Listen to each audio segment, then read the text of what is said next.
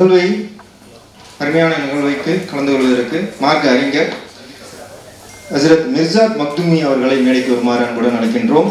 மதுரை மாவட்ட அரசு டவுன் ஹாஜி அவர்களையும் மேடைக்கு வருமாறு அழைக்கின்றோம். மதுரை ஐக்கிய ஜமாத்தின் தலைவர் அண்ணன் ஹாஜி லியாக்கத் அண்ணன் அவர்களை அன்புடன் அழைக்கின்றோம்.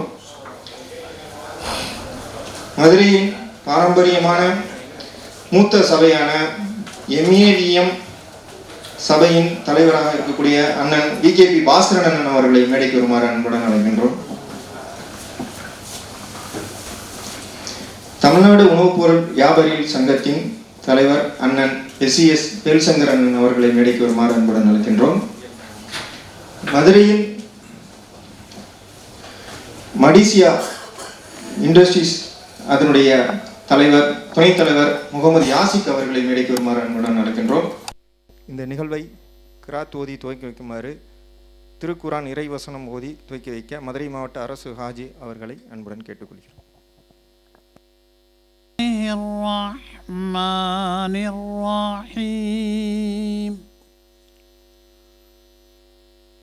هو الله الذي لا إله إلا هو عالم الغيب والشهادة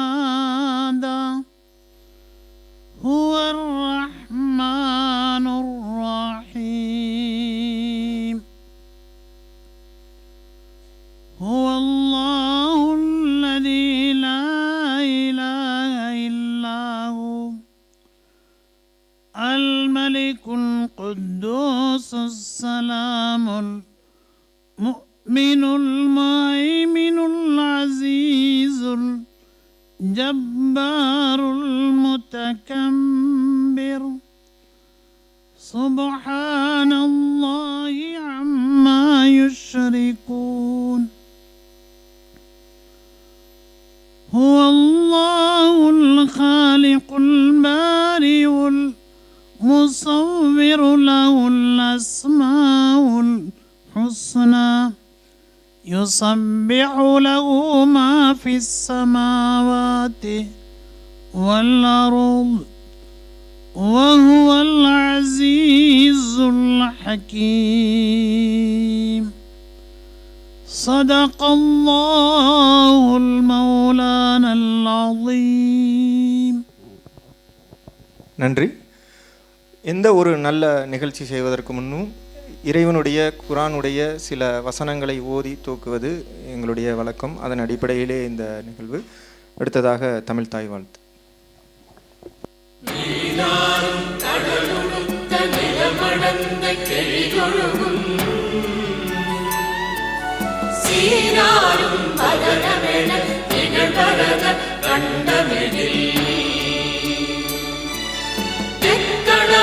அதிசிறந்த திராவிடர்கள் திருநாடும்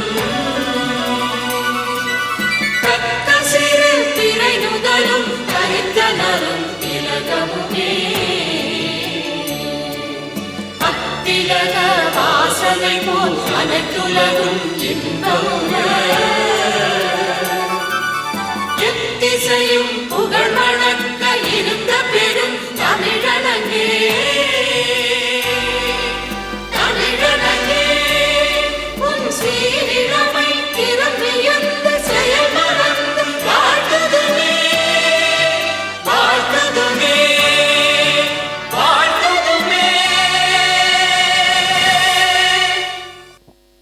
அனைவருக்கும் நவாஸ் பாபு சார் அவர்களை அன்புடன் அழைக்கின்றோம்.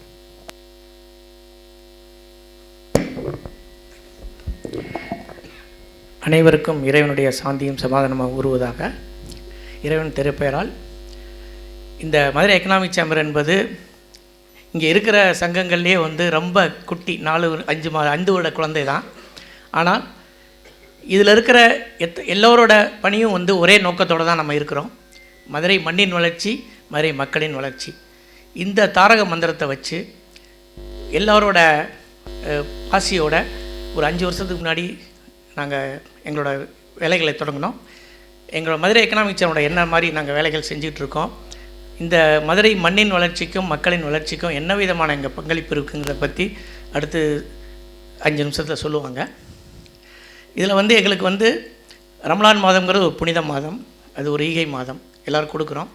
இதில் எல்லாரோட சேர்ந்து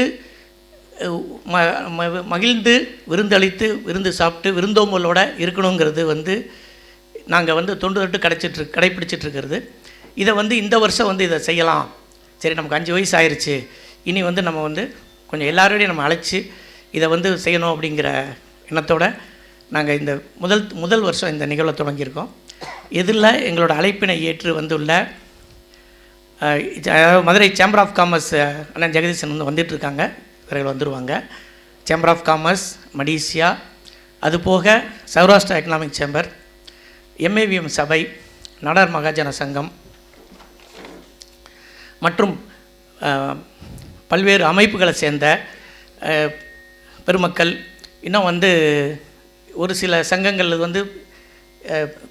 பிற்பாடு சேர்ந்துட்ருப்பாங்க. கிட்டத்தட்ட எங்களுக்கு ஒரு பெரிய லிஸ்ட் எடுத்து எங்களோட பயணத்தில் நாங்கள் நடந்த அந்த எக்ஸ்போவில் எங்களை கூட இருந்த பயணித்தவர்கள், எங்களுக்கு தெரிந்த அளவுக்கு அனைவரையும் நாங்கள் இங்கே கூப்பிட்ருக்கோம்.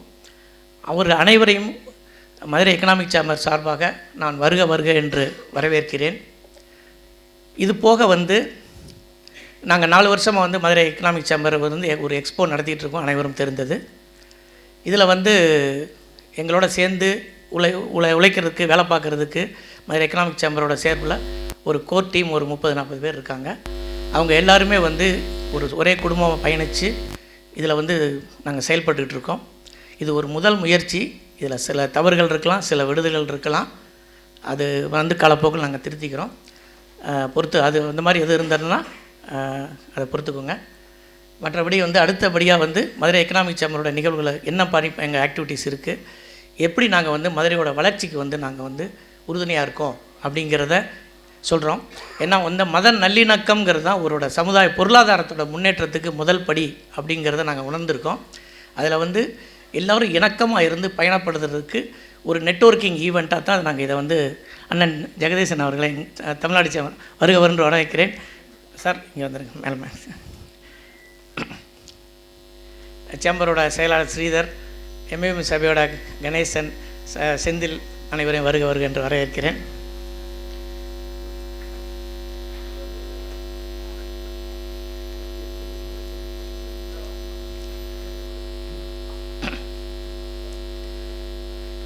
இதுபோக டிஜிட்டல் அமைப்பிலிருந்து வந்திருக்காங்க, அவங்களையும் வருக வருக என்று வரவேற்கிறேன்.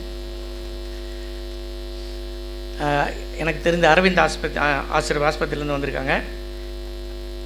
இதுபோக எங்களோட துணை அமைப்புகளான ஐக்கிய ஜமாத்து, மற்ற இயக்கங்கள், Ramnad economic chamber, Sivakasi economic chamber இதிலேருந்து வந்திருக்கவங்க, அட்வொகேட்ஸ் வாஞ்சிநாதன் அவர்கள் மற்றும் உணவுப் பொருள் வியாபாரிகள் சங்கத்தின் சேர்ந்தவங்க,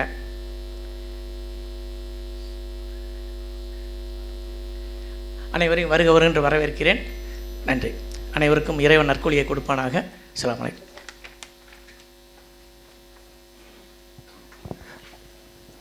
மிக்க நன்றி அண்ணன். அடுத்ததாக மதுரை எக்கனாமிக் சேம்பருடைய செயல்பாடுகள் மற்றும் மதுரை எக்கனாமிக் சேம்பர் என்ன மாதிரியான செயல்பாடுகள் கடந்த இந்த 4 வருடங்களை பண்ணியிருக்கிறத சில குறிப்பிட்ட மணித்துளிகளில் ரஜதீபின் அவர்கள் இங்கு பேசுவார்கள். நன்றி.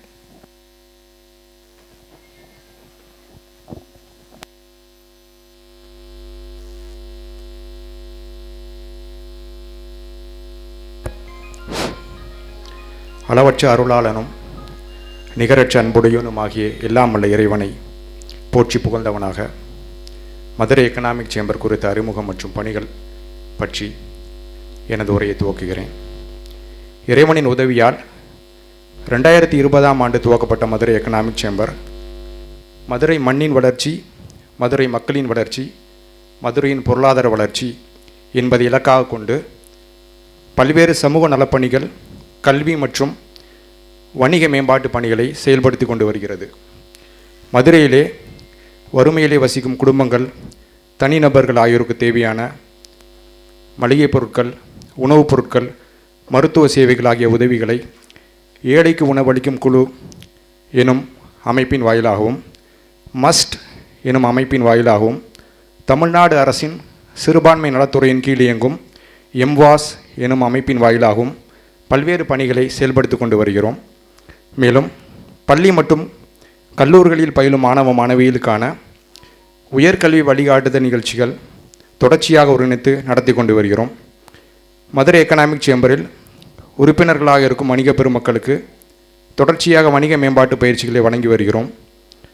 மதுரை எக்கனாமிக் சேம்பரின் வணிக மேம்பாட்டு பணிகளில் முத்தாய்ப்பாக மதுரையை உலகிற்கு அறிமுகப்படுத்துவோம் எனும் முழக்கத்துடன் 2021ஆம் ஆண்டு முதல் மதுரையில் ஒவ்வொரு ஆண்டின் இறுதியிலும் ஷாப்பிங் திருவிழா எனும் வியாபார கண்காட்சியை நடத்தி வருகிறோம். இந்த கண்காட்சியில் மதுரை எக்கனாமிக் சேம்பருடைய உறுப்பினர்கள் மட்டுமல்லாமல் மதுரையிலும் மதுரையை சுற்றி வியாபாரம் செய்யும் அனைத்து சமூக வணிக பெருமக்களுக்கும் வாய்ப்புகள் வழங்கி, ரங்கங்கள் அமைப்பதற்கு வாய்ப்புகள் வழங்கி இந்த பிரம்மாண்டமான ஷாப்பிங் திருவிழாவை ஒவ்வொரு ஆண்டும் நடத்தி கொண்டு வருகிறோம். 2021 முதல் வணிக கண்காட்சி நடத்தினோம். முதல் 2 வணிக கண்காட்சிகள் மதுரை மகிழ்ச்சி அரங்கத்திலும், அடுத்ததாக 3 வணிக கண்காட்சிகள் மதுரையுடைய தமுக்கம் கண்காட்சி அரங்கத்திலும் நடைபெற்றது. இறைவனின் மாபெரும் உதவியினால் 2024ஆம் ஆண்டு நடைபெற்ற இந்த ஷாப்பிங் திருவிழாவில் சிறப்பு விருந்தினராக கலந்து கொண்ட தமிழ்நாடு சேம்பர் ஆஃப் காமர்ஸின் தலைவர் அன்பிற்கினிய திரு ஜெகதீசன் சார் அவர்கள் 100 ஆண்டுகளுக்கும் மேலான பாரம்பரியம் கொண்ட தமிழ்நாடு சேம்பர் ஆஃப் காமர்ஸுடன் மதுரை எக்கனாமிக் சேம்பரை ஒரு இணையமைப்பாக இணைத்துக் கொள்வதற்கான ஒரு வாய்ப்பை வழங்கினார்கள். மறு வருடமே தமுக்கம் மாநாட்டு அரங்கில் நடைபெற்ற ஷாப்பிங் திருவிழா தமிழ்நாடு சேம்பர் ஆஃப் காமர்ஸுடன் இணைந்து மிக பிரம்மாண்டமான முறையில் ஷாப்பிங் திருவிழா நடத்தப்பட்டது. இந்த நல்ல தருணத்திலே தலைவர் அவர்களுக்கு மதுரை எக்கனாமிக் சேம்பர் சார்பாக நாங்கள் நன்றி தெரிவித்துக் கொள்ள கடமைப்பட்டிருக்கிறோம். வேற்றுமையில் ஒற்றுமை எனும் தனித்தன்மையை பாராட்டும் நம்முடைய இந்த இந்திய திருநாட்டிலே மக்கள் மத்தியிலே நிலவும் ஒற்றுமையும் நாட்டிலே நிலவும் அமைதியான சூழலும் மட்டுமே நாட்டுடைய பாதுகாப்பிற்கும் வளர்ச்சிக்கும் ஆதாரமாக அமைய முடியும் என்கிற அடிப்படையில் பல்வேறு சமூக நல்லிணக்க நிகழ்ச்சிகளை தொடர்ச்சியாக மதுரை எக்கனாமிக் சேம்பர் நடத்தி கொண்டு வருகிறது. அதன் நீட்சியாக இன்று இந்த சமூக நல்லிணக்க ரமலான் பெருநாள் சந்திப்பு ஏற்பாடு செய்யப்பட்டுள்ளது.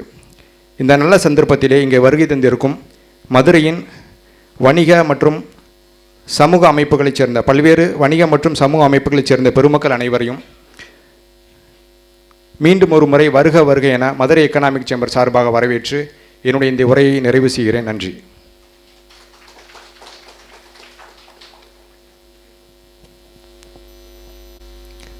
மிக்க நன்றி ரஜபுதீன் பாய் அவர்கள். மதுரை எக்கனாமிக் சேம்பருடைய செயல்பாடுகளையும் அதனுடைய 5 ஆண்டுகளுடைய பயணத்தையும் மிக அழகாக தங்கள் முன் எடுத்துரைத்தார்கள்.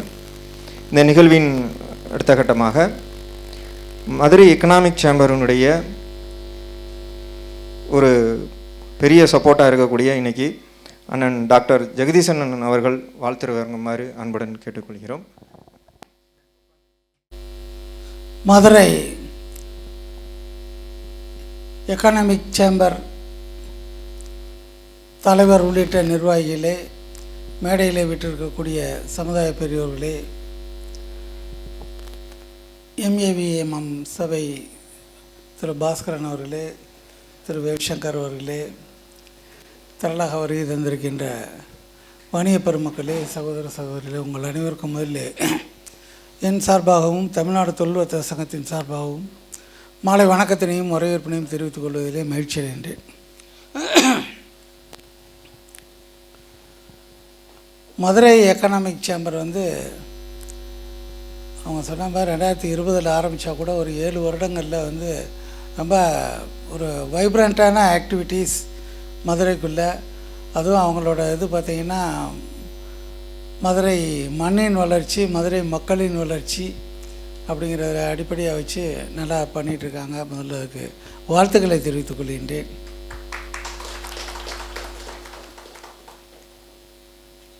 எல்லாமே நல்ல நண்பர்களாக இதை காட்டில் ஒரு ஃப்ரெண்ட்ஷிப் எங்கேயும் இருக்க முடியாங்கிற அளவுக்கு நல்லா பழகுறாங்க. அது உண்மையிலேயே ரொம்ப மகிழ்ச்சி.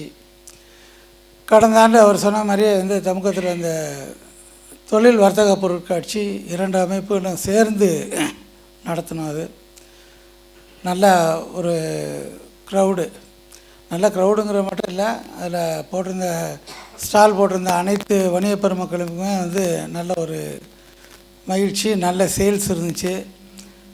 ஃபுட் கோர்ட் வரைக்கும் எல்லாமே சிறப்பாக பண்ணிருந்துச்சு.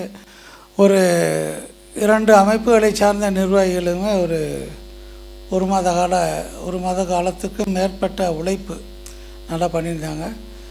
அது ஒவ்வொரு ஆண்டும் தொடர்ந்து செய்வோம் அப்படிங்கிறதையும் அந்த கடந்த ஆண்டு நிறைவு விழாலேயே அறிவிக்கப்பட்டது.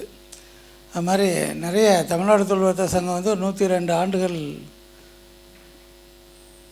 கடந்த ஒரு அமைப்பு. நிச்சயமாக மதுரையோட வளர்ச்சியில் வந்து நம்ம எல்லா அமைப்புகளுக்குமே பங்கு இருந்தால் கூட அதை ரொம்ப வலியுறுத்தி சொன்னதில் வந்து தமிழ்நாடு தொழில்வர்த்தக சங்கம் வந்து ஒரு முக்கியமான ஒரு அமைப்பு. எப்பயுமே ஒரு கை தட்டினா அந்த ஓசை வெளியே வராது. அது மாதிரி எல்லாருமே சொல்லணும். ஒரு குறிப்பிட்ட ஒரு இன்ஃப்ராஸ்ட்ரக்சர், ஒரு கட்டமைப்புக்கு வந்து எல்லாருமே அது கேட்டால் தான் அதை காது கொடுத்து கேட்பாங்க. அந்த அளவுக்கு இன்றைக்கு உங்கள் எல்லாத்துக்குமே தெரியும், இன்றைக்கி தமிழகத்தை பொறுத்த மட்டும் தென் தமிழகம் வளர்ச்சிங்கிறது வந்து ரொம்ப நம்ம பின்தங்கி தான் இருக்கோம்.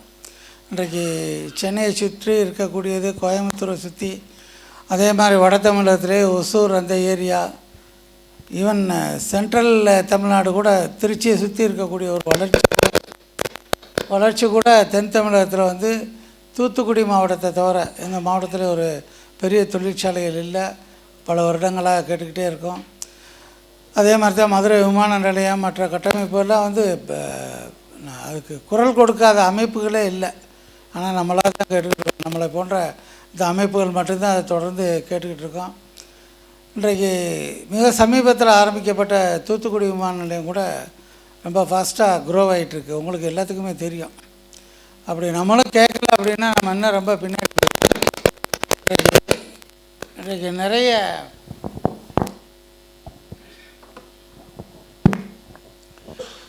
இன்றைக்கு நிறைய கட்டமைப்புகள் வர வேண்டியிருக்குது. நல்ல ஒரு எல்லோரும் இருக்கக்கூடிய ஒரு எலைட் ஃபோரங்கிறதுனால ஒரு 2 இது மட்டும் சொல்லணும்னு நினைக்கிறேன். இன்றைக்கு பல்வேறு மாநிலங்களில் வந்து 2வது தலைநகரம் இருக்குது. அது தமிழ்நாடு தொழில்வர்த்தக சங்கம் மட்டும்தான் தொடர்ந்து கேட்டுக்கிட்டே இருக்கோம். இது எல்லா அமைப்பும் கேட்கணுங்கிறத இந்த ஒரு கூட்டத்தில் வந்து கோரிக்கையை வைக்க நினைக்கிறேன். இன்றைக்கு பக்கத்தில் இருக்கக்கூடிய கர்நாடகா மாநிலத்தில் கூட பெங்களூர் தலைநகரம் பெலகாவி செகண்ட் கேபிட்டல், பெலகாவிங்கிற பெல்காம் செகண்ட் கேபிட்டல். அதே மாதிரி மகாராஷ்டிராவில் வந்து மும்பை தலைநகரம் நாக்பூர் வந்து செகண்ட் கேபிட்டல். அப்படி ஹிமாச்சல், உத்தரகாண்ட் எல்லாம் நிறைய மாநிலங்களில் இருக்குது. தமிழகத்தை பொறுத்த மட்டும் நம்ம என்ன கேட்குறோன்னா, சென்னையிலேருந்து கன்னியாகுமரி ஒரு 800 கிலோமீட்டர் தூரம். இப்போ ஒவ்வொரு காரியமும் பண்ணணும் அப்படின்னா தென்காசியிலேருந்தோ, தூத்துக்குடியிலேருந்தோ, கன்னியாகுமரியிலேருந்தோ சென்னை போய்ட்டு அது முடிக்க வேண்டியிருக்கு. அப்படி ஒரு காலகட்டத்தில் வந்து 2வது தலைநகரம் இருக்கணும். இன்றைக்கு இருக்கக்கூடிய ஒரு 42 செயலகங்கள், ஒரு 80 கமிஷனரேட் அண்ட் டைரக்டரேட், அந்த அலுவலகங்களில் வந்து ஒரு 15 துறை சார்ந்த அலுவலகங்களும், அதே மாதிரி ஒரு 30 கமிஷனரேட் அல்ல டைரக்டரேட்டு இந்த 2வது தலைநகரத்துக்கு மாற்றுறாங்க அப்படின்னா அது ஒரு முக்கியத்துவம் இல்லாத துறையாக இருந்தால் கூட சரித்தான். அது காதியாக இருக்கட்டும், பால்வளத்துறையாக இருக்கட்டும், ஃபாரஸ்ட்டாக இருக்கட்டும், அதில் வேலை இருக்கிறவங்க இங்கே வரணும், அந்த 2வது தலைநகரத்துக்கு வரணும். அது உடனடியாக அறிவிக்கப்படாவிட்டாலும் அதுக்கு ஒரு வல்லுநர் குழு அமைத்து அந்த கமிட்டி என்ன ரிப்போர்ட் பண்ணுறாங்களோ அதை வந்து அக்செப்ட் பண்ணிக்கணும் எல்லாருமே, அப்படிங்கிற அளவுக்கு அதை நம்ம கேட்கணும். ஏன்னா இதே மாதிரி கமிட்டி அமைச்சு தான் இன்றைக்கு நம்ம உயர்நீதிமன்ற மதுரை கிளை வந்துச்சு. இதே மாதிரி ஒரு கமிட்டி அமைச்சு தான் மதுரைக்கு எய்ம்ஸ் வந்துச்சு. மதுரைக்கு எய்ம்ஸ் வந்து எல்லா அமைப்புகளுமே கேட்டோம். ஆனால் எய்ம்ஸ் வந்தது வந்து மெரிட்டில் தான் நம்ம வாங்கினோம். பியூர்லி மெரிட்டில் தான் நம்ம எய்ம்ஸ் மதுரை கிடைச்சி. இந்த 5 இடங்கள் சொல்லியிருந்தாங்க. அந்த 5 இடங்களுக்கும் மத்திய குழு வந்து விசிட் பண்ணாங்க. அவங்க தே ஹேவ் சர்டன் பேராமீட்டர்ஸ், அந்த எவால்வேஷன் மதிப்பீடு அடிப்படையில் மதுரைக்கு கூடுதலான மார்க் வாங்கி மதுரைக்கு எய்ம்ஸ் வச்சு. அது மாதிரி 2வது தலைநகரம் யார் வேணாலும் கேட்கட்டும், ஆனால் மதுரைக்கு அது மதுரை தான் பொருத்தமான இடமா இருக்கும். உங்கள் எல்லாத்துக்குமே தெரியும். இன்றைக்கு கோயம்புத்தூர் கேட்குறாங்க, திருச்சி கேட்குறாங்க. கோயம்புத்தூர் கொடுத்துட முடியுமா? ஒருத்தர் இப்போ தென்காசியிலேருந்து கோயம்புத்தூர் பிறகு அவர் சென்னைக்கே போயிடுவார். அது மாதிரி யார் வேணாலும் கேட்கட்டும். அந்த ஒரு எக்ஸ்பர்ட் கமிட்டியை ஃபார்ம் பண்ணுங்கிற மட்டும் கேட்கணும். இது எல்லா அமைப்புகளும் சேர்ந்து கேட்கணும் அப்படிங்கிறத தெரிவித்துக் கொள்கின்றேன். அதே மாதிரி விமான நிலையத்தில் வந்து எல்லா கட்டமைப்புகள் நிறைய வந்துருச்சு. புது டெர்மினல் பில்டிங் மற்ற எல்லாமே வந்துருச்சு. அந்த ரன்வே நீட்டிப்பு வந்து ரொம்ப டிலே ஆகிட்டுருக்கு. அதை இன்சீஸ் பண்ணணும். மொத்தம் 643 ஏக்கர் அதுக்கு வேண்டியிருக்கு. அதில் வந்து 533 ஏக்கர் வந்து பெரிய போராட்டத்துக்கு பிறகு தமிழக அரசு எடுத்து விமான போக்குவரத்து ஆணையத்திட்ட கொடுத்துட்டாங்க. இன்னும் 110 ஏக்கர் கொடுக்கணும். அந்த 110 ஏக்கரில் 3 கண்மாய் இருக்குது, நீர்ப்பிடி புறம்போக்கு இருக்குது, வாட்டர் பாடி இருக்குது. அந்த வாட்டர் பாடி இப்போ கொடுக்கக்கூடாதுங்கிறது சுப்ரீம் கோர்ட் வரைக்கும் நிறைய அதுக்கு ரெஸ்ட்ரிக்ஷன்ஸ் இருக்குது. அதுக்கு ஒரு கமிட்டி இருக்குது. அந்த கமிட்டி வந்து சிஎம் தலைமையில் இருக்கக்கூடிய ஒரு கமிட்டி. அந்த கமிட்டி வந்து இந்த வாட்டர் பாடி எவ்வளோ இடம் இருக்கோ அதற்கு பதிலாக வேற ஒரு இடத்த வாட்டர் பாடியை கிரியேட் பண்ணிவிட்டு இந்த இடத்த இண்டஸ்ட்ரி பர்பஸுக்கு மாற்றி கொடுக்குறேன் அப்படின்னு கொடுத்தா தான் அது பண்ண முடியுமா. அது உங்கள் ஸ்டேட் கவர்மெண்ட் பண்ண மாட்டாங்க. இது கரெக்டான இதில் இருக்கக்கூடிய அந்த பிரச்சனையும் வெளியே யாருக்கும் தெரிய மாட்டேங்குது.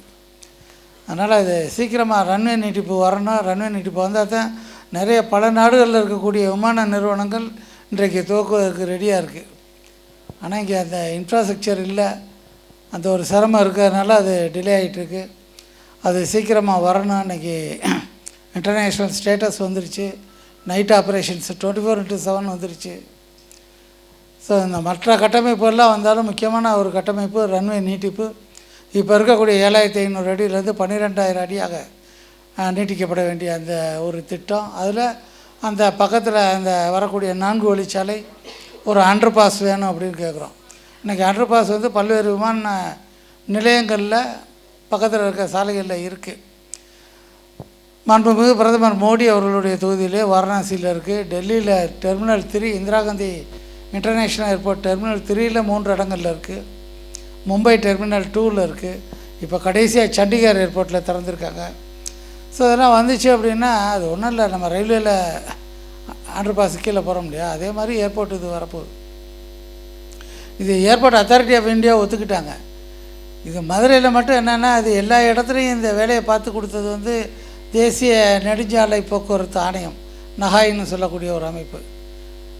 மதுரையில் வந்து இந்த ஒரு 27 கிலோமீட்டர் இந்த ஸ்ட்ரெச் மட்டும் டிஎன்ஆர்ஐடிசின்னு மாநில நெடுஞ்சாலைத்துறை ஆணையத்திட்ட இருக்குது, ஒரு அமைப்பிட்ட.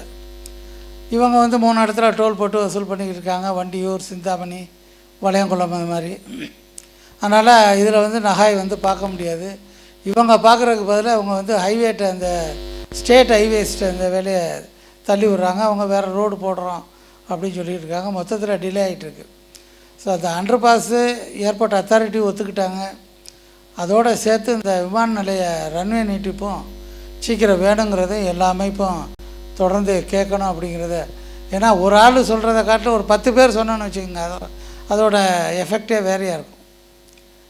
அந்த மாதிரி கேட்கணும் அப்படிங்கிற 2 கோரிக்கை மட்டும் இந்த தருணத்தில் வைக்க விரும்புகின்றேன். மற்றபடி இஸ்லாமிய கேலண்டரில் 9வது மாதம் நோன்பு மாதம், ரொம்ப ஒரு புனிதமான அந்த மாதம், விரதம் இருக்கிறது மற்றதெல்லாம். இஃப்தார் இது கூப்பிட்டுருந்தாங்க, அதுக்கு போயிருந்தேன். ரொம்ப நல்லா கிராண்டாக இருந்துச்சு. அதுக்கு பிறகு மதுரை எக்கனாமிக் சேம்பர் தனியாக நடத்தணும் அப்படிங்கிறதுக்காக ரம்ஜான் அதை முன்னிட்டு இன்றைக்கு நேசம் காப்போம் தேசம் வளர்ப்போம், நல்ல ஸ்லோகன். இன்றைக்கு இந்த நிகழ்ச்சி ஏற்பாடு பண்ணியிருக்காங்க. அதுக்கு மீண்டும் வாழ்த்துக்களை தெரிவித்து இந்த வாய்ப்புக்கு நன்றியை தெரிவித்து எனது உரையை நிறைவு செய்கிறேன். நன்றி, வணக்கம். நன்றி. நன்றிண்ணே. ரொம்ப அருமையாக மதுரையோட வளர்ச்சிக்கும் மதுரையோட என்னென்னலாம் இன்னும் கட்டமைப்புகள் வரணுன்றதுக்கும் ரொம்ப அயராது பாடுபடி கொண்டு இருக்க தமிழ்நாடு சேம்பர் ஆஃப் காமர்ஸினுடைய தலைவர் அண்ணன் டாக்டர் ஜெகதீசன் அவர்களுக்கும் இந்த இடத்துல வாழ்த்து வணங்குகிறோம். இந்த மாதிரி நிறைய இயக்கங்கள் சேர்ந்தால் மதுரை எல்லாமே நம்ம மதுரையை சிந்திச்சு தான் செயல்பட்டுருக்கோம். மதுரையோட வளர்ச்சி, மக்களுடைய வளர்ச்சி, மதுரையை வந்து அடுத்த கட்டத்துக்கு கொண்டு போகணும் அப்படின்றது. அடுத்ததாக மடிசியாவினுடைய துணைத் தலைவர் அண்ணன் முகமது யாசிக் அவர்களை வாழ்த்துரை வழங்குமாறு அன்புடன் கேட்டுக்கொள்கிறேன். நம்ம மதுரை எக்கனாமிக் சேம்பரில் வந்து இந்த நிகழ்வு நடத்துறதுக்கு ரொம்ப சந்தோஷப்படுறேன். ஏன்னா இங்கே வந்து நம்ம எல்லா மெம்பர்ஸையும் பார்க்குறோம், எல்லா அசோசியேஷன்ஸையும் பார்க்குறோம்.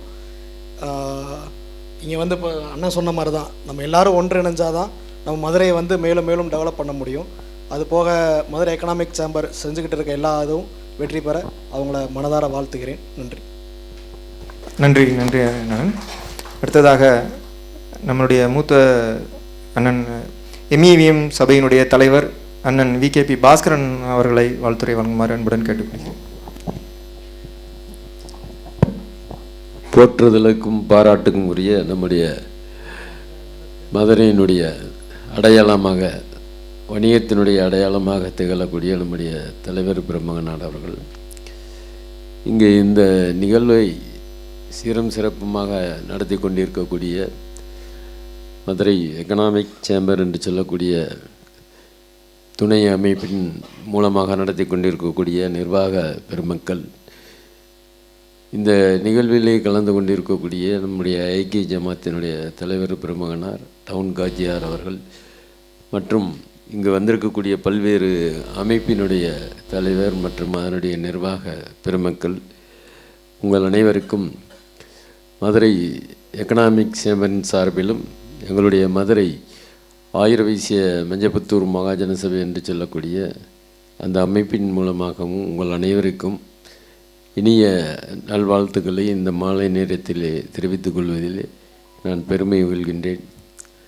ரம்ஜான் முடிந்து கடந்த 21ஆம் தேதி அன்று ரம்ஜான் முடிந்தாலும் கூட அங்கே பல்வேறு அதை கொண்டாடுவதிலே இந்த சமூகத்தினர் சிறப்பான முறையிலே இந்த 30 தினங்களும் ரம்ஜான் காலத்தினிலே, புனித ரம்ஜான் காலத்தினிலே நோன்புகளை வைத்து அங்கே விரதம் இருந்து அவர்கள் அந்த வேளையிலே கூடுதல் கவனம் செலுத்தி கொண்டிருக்கின்ற காரணத்தினாலே சற்று தாமதமாக இவைகளை அனைவரையும் அழைத்து செய்ய வேண்டும் என்கின்ற நோக்கத்திற்காக இந்த நிகழ்வு நடத்தப்படுகின்றது. பொதுவாகவே ஒரு சமுதாயம் வளர வேண்டும் என்றால் முதலிலே கல்வி முன்னேற்றமடைய வேண்டும். அதற்கு முன்பாக பல்வேறு சமூகத்தை சேர்ந்தவர்கள் அவரவர் சக்திக்கேற்றாற் போல அந்த சமூகம் வளர்ச்சியடைய வேண்டும். ஒரு சீரான வளர்ச்சியை நோக்கி நாம் செல்ல வேண்டும். அனைத்து சமுதாயமுமே முன்னேற்றமடைந்தால்தான் இன்றைக்கி மதுரையில் வந்து எல்லா சமுதாயத்தைச் சேர்ந்த அன்பர் பெருமக்கள் நிறைய இருக்கிறாங்க. அவங்களெல்லாம் வந்து ஒவ்வொரு அமைப்பின் மூலமாக, இதை போன்று பல்வேறு அமைப்புகள் மூலமாக ஒரு சீரான வளர்ச்சியை நோக்கி நாம் சென்றால்தான் எல்லாரிடத்திலும் ஒரு மன மகிழ்ச்சி ஏற்படும். ஒரு சமுதாயம் மற்றும் குறிப்பிட்ட சமுதாயம் மற்றும் வளர்வது என்பது அது ஏற்படுவதே அல்ல. அனைத்து மக்களுமே சிறப்பாக இருக்க வேண்டும் என்கின்ற ஒரு நோக்கத்தினிலே தான் இந்த அமைப்புகள் எல்லாம் உருவாக்கப்பட்டது. அதனைத் தொடர்ந்து பார்த்தோம் என்றால் இன்றைக்கி பல்வேறு சமுதாயம் வந்து கூடுதலான ஒரு வளர்ச்சியை பெற்றுக்கொண்டு இருக்கின்றது. இப்போ எங்களுடைய சமுதாயம்லாம் பார்த்தோம்னா மிகவும் ஒரு பின்தங்கிய சமுதாயம், கல்வியை பொறுத்த அளவிற்கு மிகவும் பின்தங்கிய சமுதாயம் என்றுதான் கூறலாம். ஆனால் கடந்த இப்போ இந்த 30 ஆண்டுகளாக பார்த்தோம் என்றால் கூடுதலான முறையிலே பல்வேறு வளர்ச்சியை நோக்கி நாங்கள் சென்று கொண்டிருக்கிறோம். இப்போ அடிப்படையில் நான் பிறந்தது வந்து பழைய ராமநாதபுரம் மாவட்டம், இப்போ சிவகங்கையில் இருக்கக்கூடிய இளையான்குடி. அந்த இளையான்குடியில் தான் எங்களுடைய முஸ்லீம் பெருமக்கள் எல்லாம் கூடுதலாக இங்கே வசிக்கக்கூடிய பகுதி. இப்போ எங்கள் சமுதாயமாக அவங்க அந்த 2 சமுதாயம் பார்த்தோம்னா எல்லாம் ஒரு மாமன் மைத்துனர் சகோதரர் என்கின்ற ரீதியில் தான் எங்களுடைய செயல்பாடுகள் பூரா அனைத்தும் இருக்கும். அதனால் எனக்கு கூடுதலாக நான் இங்கே 1968 மதுரையில் வந்து இப்போ கிட்டத்தட்ட வந்து ஒரு 58 ஆண்டுகளை நெருங்கி கொண்டிருக்கின்றேன். ஆகையினாலே இவர்கள் மீது வந்து எங்களுக்கு தனிப்பட்ட முறையிலே ஒரு நல்ல நெருக்கமான தொடர்புகள், உலக அளவிலும் சரி எங்களுக்கு வந்து இந்த நம்முடைய முஸ்லீம் சமுதாயத்தை சேர்ந்த அன்பர் பெருமக்கள் எல்லாம் மிகுந்த ஒரு நெருக்கமாக இருக்கக்கூடிய ஒரு சூழல்.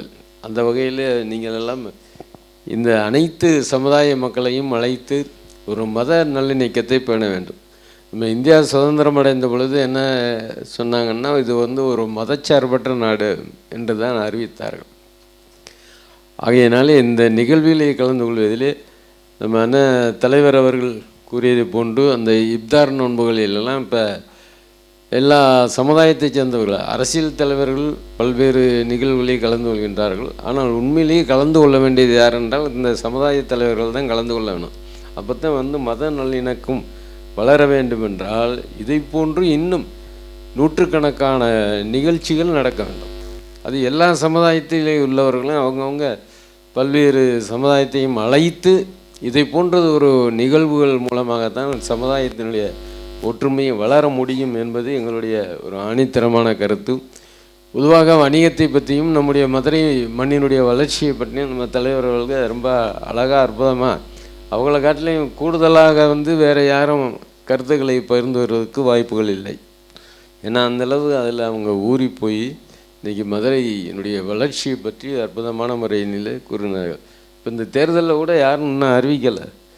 மதுரையை கூட ஒரு கட்சி அறிவிச்சிருக்காங்க, நம்ம சமூக தலைநகராக வேணும்ன்றால், அதாவது கலாச்சாரங்களுடைய தலைநகர் என்று வேணும்னா அறிவிக்கிறோம் அப்படின்னு ஒரு கட்சி மட்டும் அறிவிச்சிருக்காங்கன்னு நினைக்கிறேன். ஆனால் மற்ற கட்சிகள்லாம் இன்னும் மதுரைக்கு முக்கியத்துவம் கொடுக்கல.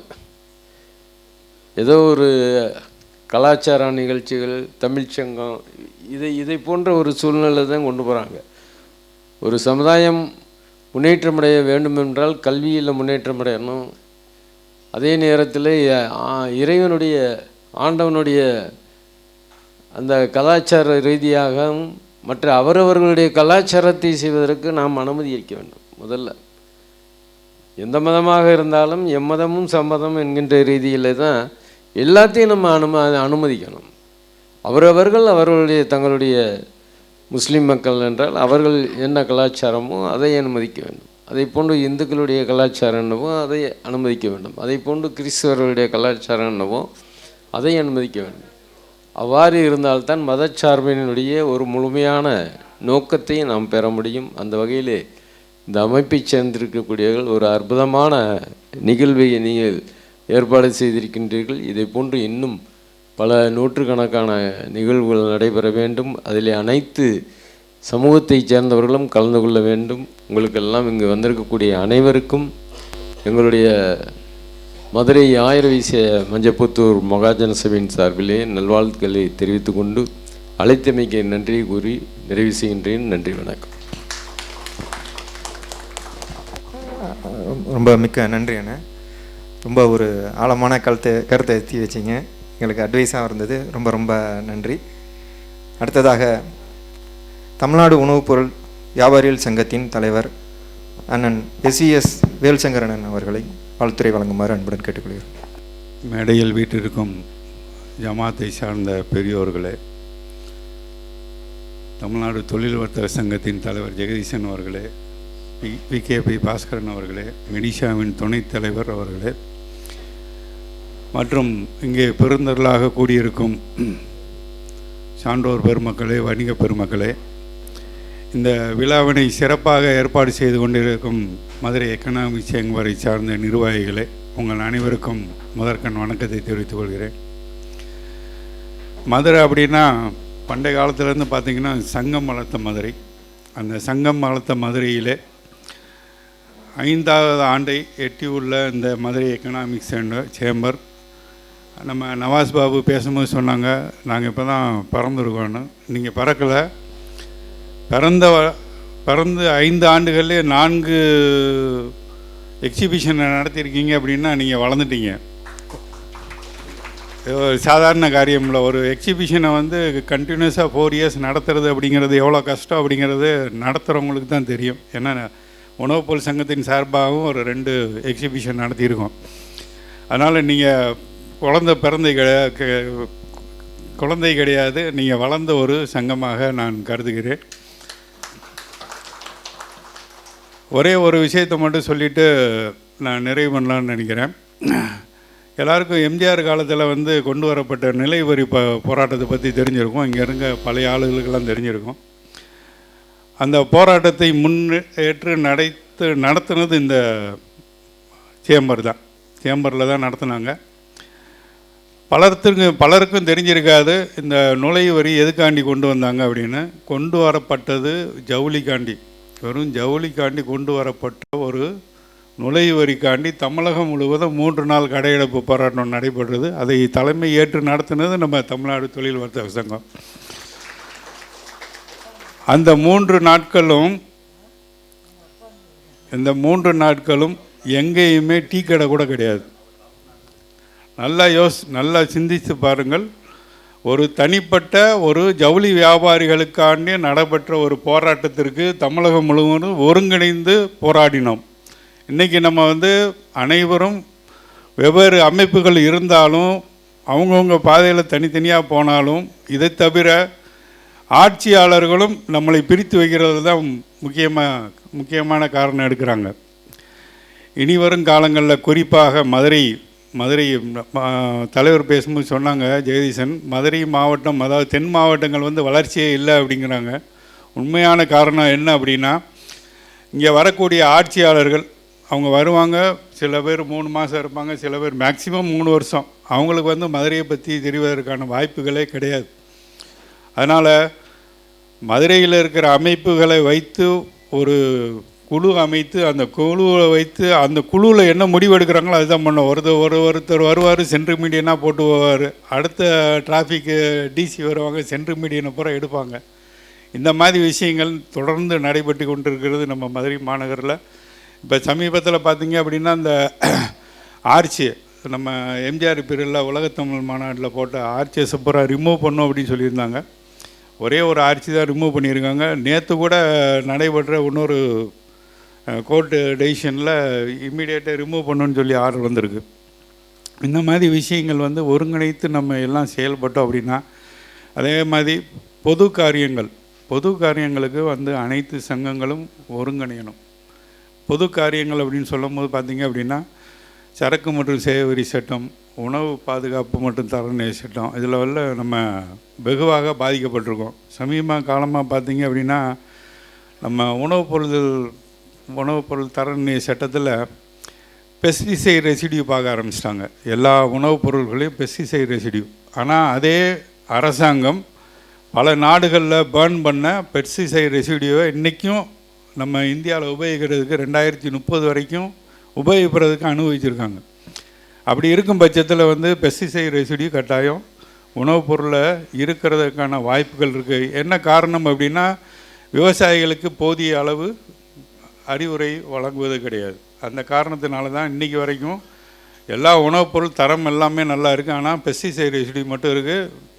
உணவுப் பொருள்னு அப்படின்னா நம்ம மிளகாய் வத்தல்லேருந்து நம்ம இன்றைக்கி உண்ணக்கூடிய எல்லா உணவுப் பொருளையும் நச்சுத்தன்மை இருக்குது. இதை நம்ம ஒருங்கிணைத்து போராடணும் அப்படின்னா தான் நம்ம 12 நாடுகளில் பேர்ன் பண்ண பெஸ்டிசைட்ஸை நம்ம இந்தியாவிலையும் பேர்ன் பண்ணுறதுக்கான முயற்சிகளை நம்ம தொடர்ந்து மேற்கொள்ள வேண்டும். இந்த சிறப்பான ஒரு கூட்டத்தை ஏற்பாடு செய்த நம்ம மதுரை எக்கனாமிக் சேம்பர் அவர்களுக்கு மீண்டும் நன்றியை தெரிவித்து, நான் சொன்ன மாதிரி தான், நீங்கள் வளர்ந்த சங்கம் 5 ஆண்டுகளில் 4 பொருட்காட்சியை சிறப்பாக நடத்தியிருக்கிறீர்கள். உங்கள் சங்கம் மேன்மேலும் வளர வாழ்த்துக்களை கூறி விடைபெறுகிறேன். நன்றி, வணக்கம். நன்றி என தங்களது வாழ்த்து செய்திக்கு மிக்க நன்றி. அடுத்ததாக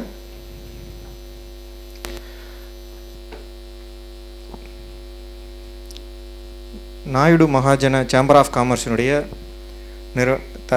நிர்வாகி அண்ணன் SNB டைரி ராஜேந்திரன் பாபு அண்ணன் அவர்களை மேடைக்கு வருமாறு அன்புடன் அழைக்கின்றோம்.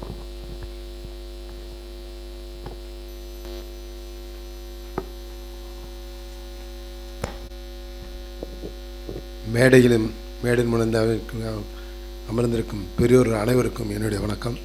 திடீர்னு கூப்பிட்டாங்க, எனக்கு ஒன்றும் உடல, அது எங்கள் சொந்தக்காரங்க, அதனால் மாமன் மச்சான்றதுனால திடீர்னு கூப்பிட்டு சொல்லிட்டாங்க போல இருக்குது. நாயுடு சேம்பர் ஆஃப் காமர்ஸோட தலைவர்ன்றதுனால ரொம்ப நன்றி நீங்கள் கூப்பிட்டதுக்கு. மிக சிறப்பான ஒரு இது. அண்ணன் ஜெகதீஷ் அண்ணன் பேசுகிற மாதிரி மதுரையோட வளர்ச்சிக்காக எல்லாரும் போராடுறோம். அதில் மதுரை எக்கனாமிக்ஸு கொஞ்சம் கூடுதலாக போராடுறாங்க அப்படின்றது என்னுடைய எண்ணங்கள்.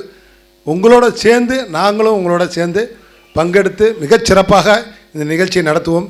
எனக்கு கூப்பிட்ட அனைத்து நல்ல உள்ளவங்களுக்கும் நன்றி கூறி அனைவருக்கும் வாழ்த்து கூறி விடைபெறுகிறேன். நன்றி, வணக்கம். இங்கு அடுத்ததாக வருகை தந்திருக்கின்ற நிறைய தமிழ்நாடு சேம்பர் ஆஃப் காமர்ஸினுடைய தலைவர், துணைத் தலைவர் அண்ணன் தனுஷ்கோடி அண்ணன் அவர்கள் வருகிறவர்கள் நினைக்கிறேன். காங்கிரஸ் மதுரை மாவட்ட காங்கிரஸினுடைய தலைவர் அண்ணன் வரதராஜன் அண்ணன் அவர்களையும் வரைகிறேன். நிறைய அண்ணன் ஜெயபாரத்தினுடைய நிறுவனர் அண்ணன் அவர்களையும் வரைகிறேன். அடுத்ததாக சௌராஷ்டிரா சேம்பர் ஆஃப் காமர்ஸினுடைய தலைவர் திரு தினேசன் அண்ணன் அவர்களை மேடைக்கு வருமாறு அன்புடன் நினைக்கிறோம்.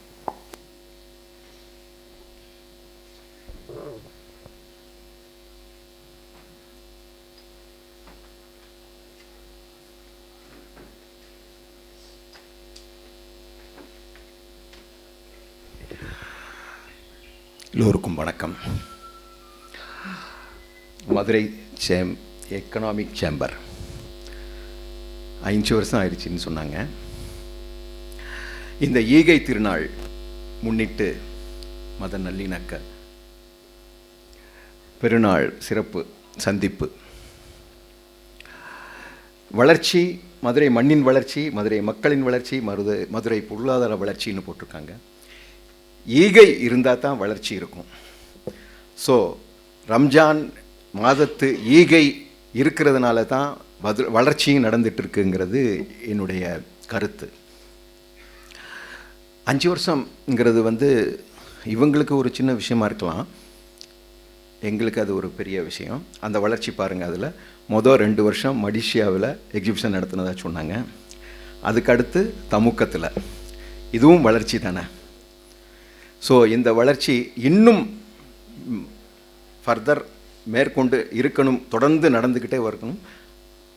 அது சில்வர் ஜூப்ளி கொண்டாடும் போது இதே அளவை விட இன்னும் பயங்கரமாக ஒரு இதில் நடக்கணுங்கிறது வாழ்த்துக்கள். சமூக நல்லிணக்கம்னு சொல்லியிருக்காங்க, அதுவும் வளரணும். ஸோ சகோதர சகோதரிகளாக பாடுபட்டு மதுரையின் வளர்ச்சிக்கு உதவ வேண்டும் என்பதை தெரிவித்து கொண்டு எங்களுடைய சேம்பர், சௌராஷ்டிரா சேம்பர் இதற்கு ஒத்துழைக்கும் என்ற உறுதிமொழி கொடுத்துவிட்டு என்னுடைய உரை வைத்துக் கொள்கிறேன். நன்றி, வணக்கம். மிக்க நன்றி அண்ணன் தினேசன் அண்ணன் அவர்களுக்கு. அடுத்ததாக அகமுடையார் சேம்பர் ஆஃப் காமர்ஸினுடைய நிர்வாகி சகோதரி காவேரி கனி அவர்களை மேடைக்கு வருமாறு அன்புடன் வாழ்த்துரை வழங்குவதற்கு வரவேற்கிறோம்.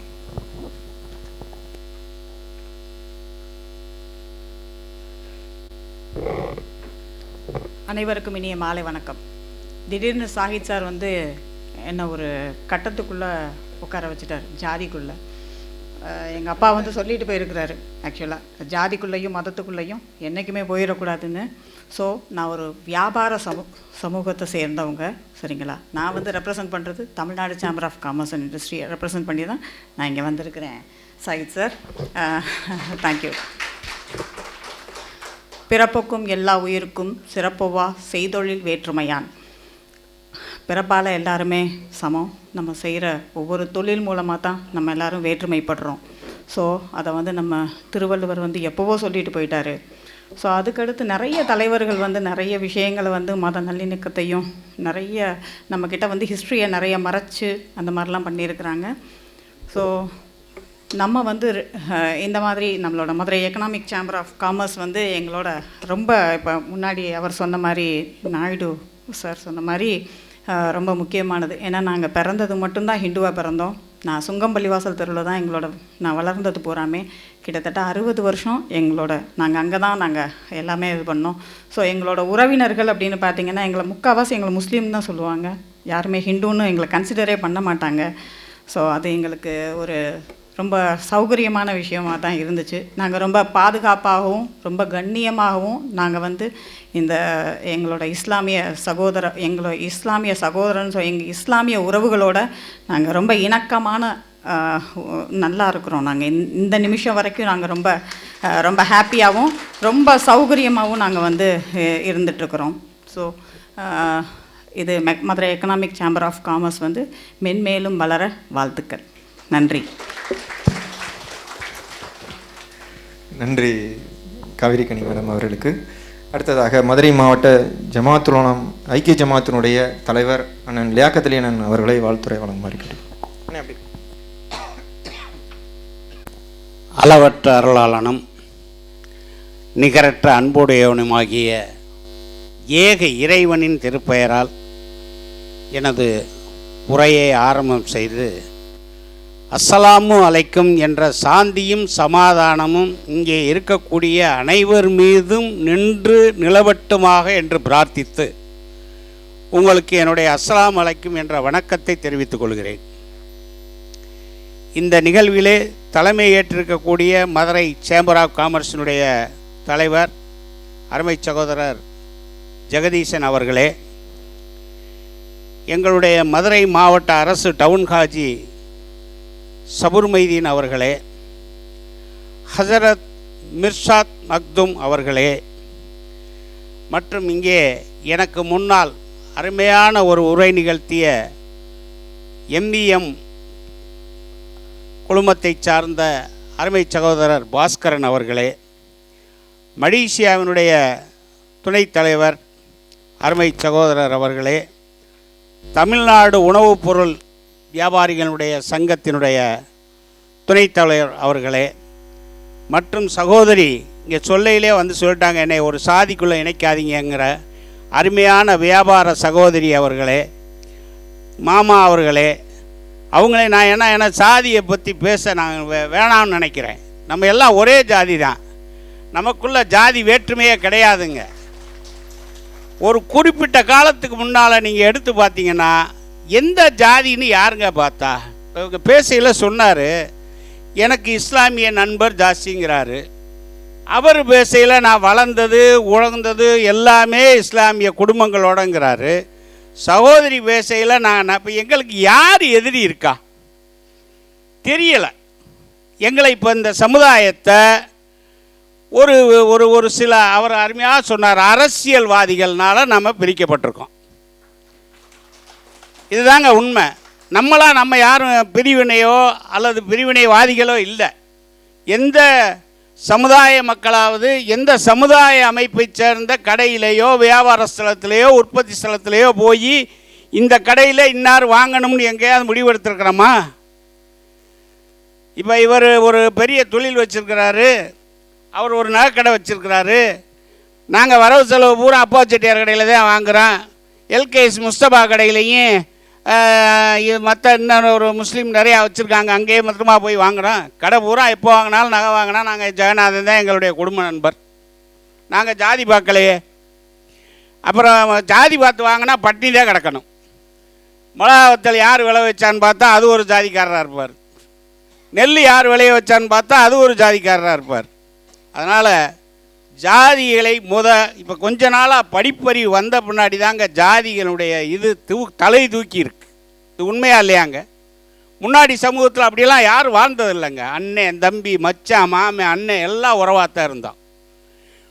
குறிப்பாக சொல்லணும்னா ஒரு 100 ஆண்டுகளுக்கு முன்னால் காந்தி படித்து முடித்த உடனே, நம்ம தேச தந்தை மகாத்மா காந்தி படித்து முடித்த உடனே அவர் வந்து ரொம்ப சைல்டு டைப்பான், பேசவே மாட்டாராம். ஆனால் வக்கீலுக்கு படித்து விட்டார்.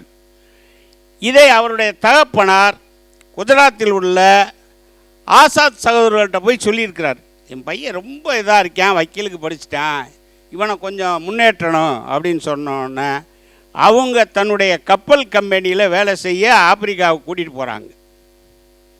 அவரை வெளியில் உலகத்துக்கு கொண்டு போய் அவரை இவ்வளவு பெரிய தலைவராக்கினதுக்கு காரணமே அந்த ஆசாத் சகோதரர்கள் தான். அதனால மட்டும் இல்லை, யாருமே நம்ம பிரிவினையோடு வாழலை, அதை இப்போ நம்ம வாழ வைக்கப்பட்டுக்கிட்டு இருக்கோம். ஒரு உதாரணம் மட்டும் நான் அந்த இடத்துல சொல்ல கடமைப்பட்டிருக்கேன். 1500 வருஷங்களுக்கு முன்னாடி முகமது நபி ஸல்லல்லாஹு அலைஹி வஸல்லம் அவருங்க வந்து, நாங்கள் அந்த பேரை சொல்லும்போது அந்த வார்த்தையை சொல்லணும், அதனால தான் சொல்கிறேன். மக்காவிலிருந்து மதீனாவுக்கு கிளம்புறாங்க. ஒரு 500-600 பேரோட அந்த நகரில் இருக்கக்கூடிய மக்களினுடைய துன்புறுத்தல் காரணமாக நம்ம இடம் பெயர்ந்து அங்கே போவோம், ஓயாமல் சண்டை போட்டு சரிச்சுக்கிட்டே இருக்கோம் அப்படின்னு சொல்லி மதீனாவுக்கு போகிறாங்க. மதீனாவிலே பல தெய்வங்களை கும்பிடக்கூடிய அதே பல அப்போ எல்லா இடத்துலையும் அந்த மாதிரி தான் இருந்தது. மக்காவிலையும் இருந்துச்சு, மதீனாவிலையும் இருந்தது. அங்கே போன உடனே அந்த மக்களை எல்லாம் கூப்பிட்டு, இங்கே வாங்க, நான் அனாதையா யாரும் இல்லாமல் எந்த சொத்து சுகமும் இல்லாமல் இத்தனை மக்களோடு இங்கே கொண்டு வந்திருக்கிறேன் கூட்டத்தோடு. நாங்கள் இனிமேல் இங்கே தான் தங்க போகிறோம். நம்ம ஒற்றுமையாக இருந்து இந்த நாட்டையும் நம்மளையும் வளர்ப்போம் என்று ஒரு உடன்படிக்கை செய்கிறாங்க. 1500 வருஷத்துக்கு முன்னாடி ஏற்பட்ட உடன்படிக்கை அது. எப்படின்னா, இப்போ நான் இருந்தேன்னா நான் மக்காவாசினா மதினாவாசினா இவர் மக்காவாசினா இவரை என்னோட இணைச்சிக்கிறது, இவர் என்னுடைய சகோதரராக நான் ஏற்றுக்கிறது. உண்மைங்க, இது வரலாற்று உண்மை. அப்படி ஒவ்வொருத்தரையும் ஒவ்வொரு வீட்டுக்குள்ளே விட்டு அவர் அந்த சகோதரத்தை வளர்த்து அந்த நாடு பெரிய நாடாகி பெரிய வாணிப நாடாகி பல போர்களை தொடுத்து இன்றைக்கு உலக நாடுகளில் 2/3 பங்கு ஏறத்தாழ இஸ்லாமிய சமூகம் வளர்ந்திருக்கிறது என்றால் அதுதான் அடிப்படை காரணம். இந்த மாதிரி போன அந்த சமூகத்தை இப்போ யாரை கேட்டாலும் சொல்கிறாங்க, அவர் பேசையிலையும் சொன்னார், அவர் பேசையிலையும் சொன்னார், மாமா பேசையிலையும் சொன்னார், தங்கச்சி பேசையிலையும் சொன்னாங்க, இஸ்லாமியர்களோட ஒட்டும் உறவுமாக தான் இருக்கோம்னு சொல்லி. ஆனால் ஏதோ தெரியலை, அரசியல் படுத்தக்கூடிய சில ஆள்கள் நம்மளை தனிமைப்படுத்தி இதை பிரித்து வைக்கிறாங்க.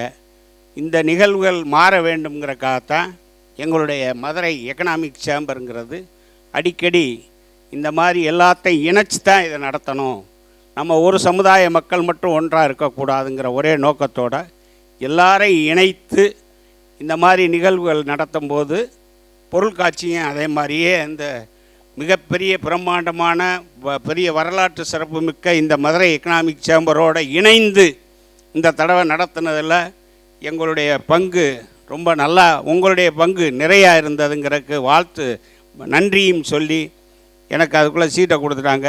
நிறைவு செய்கிறேன். நன்றி, வணக்கம். மதுரை ஐக்கிய ஜமாத் தலைவர் ஹாஜியார் அவர்களுக்கு இறைவன் அருள் புரிவானாக. உண்மையில் ரொம்ப சந்தோஷமாக இருக்குது. இங்கே வந்திருக்க எல்லா மக்கள்கிட்டையும் ஒரு அற்புதமான சமூக நல்லிணக்கம் சார்ந்த ஒரு செய்தி வந்திருக்கு. எல்லாருக்கும் வாய்ப்பு கொடுக்க முடியாத சூழல், நேர நெருக்கடியில் இருக்கிறனால நம்ம இந்த நிகழ்ச்சியோட முக்கிய பகுதிக்கு வந்துட்டோம்.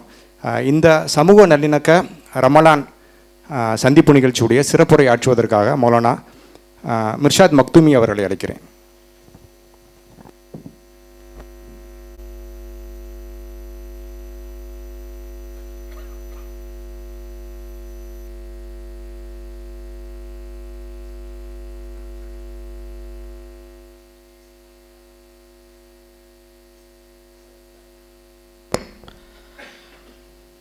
அளவற்ற அருளாளனும்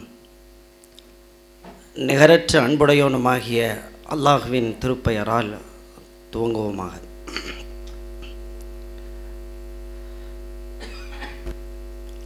சபை கனமான சபையாக மாறியிருக்கிறது. மதுரையின் தவிர்க்க முடியாத உறவுகள், மதுரையின் அடையாளங்கள் சங்கமித்திருக்கிற ஒரு சிறப்பான நிகழ்வாகவே இது மாறியிருக்கிறது. வானத்திலிருந்து இறைவன் மலைத்துளியை பூமிக்கு இறக்குகிறான். வானத்திலிருந்து மலைத்துளி பூமியை நோக்கி வருகிற போது பூமி அந்த மலைத்துளியை உள்வாங்கிக் கொள்கிறது. அப்படி மலைத்துளி பூமிக்கு வருகிற போது எங்கெல்லாம் அந்த மலைத்துளி உள்வாங்கப்படுகிறதோ அந்த இடத்தை பொறுத்து அந்த மலைத்துளி மகத்துவமாக மாறுகிறது.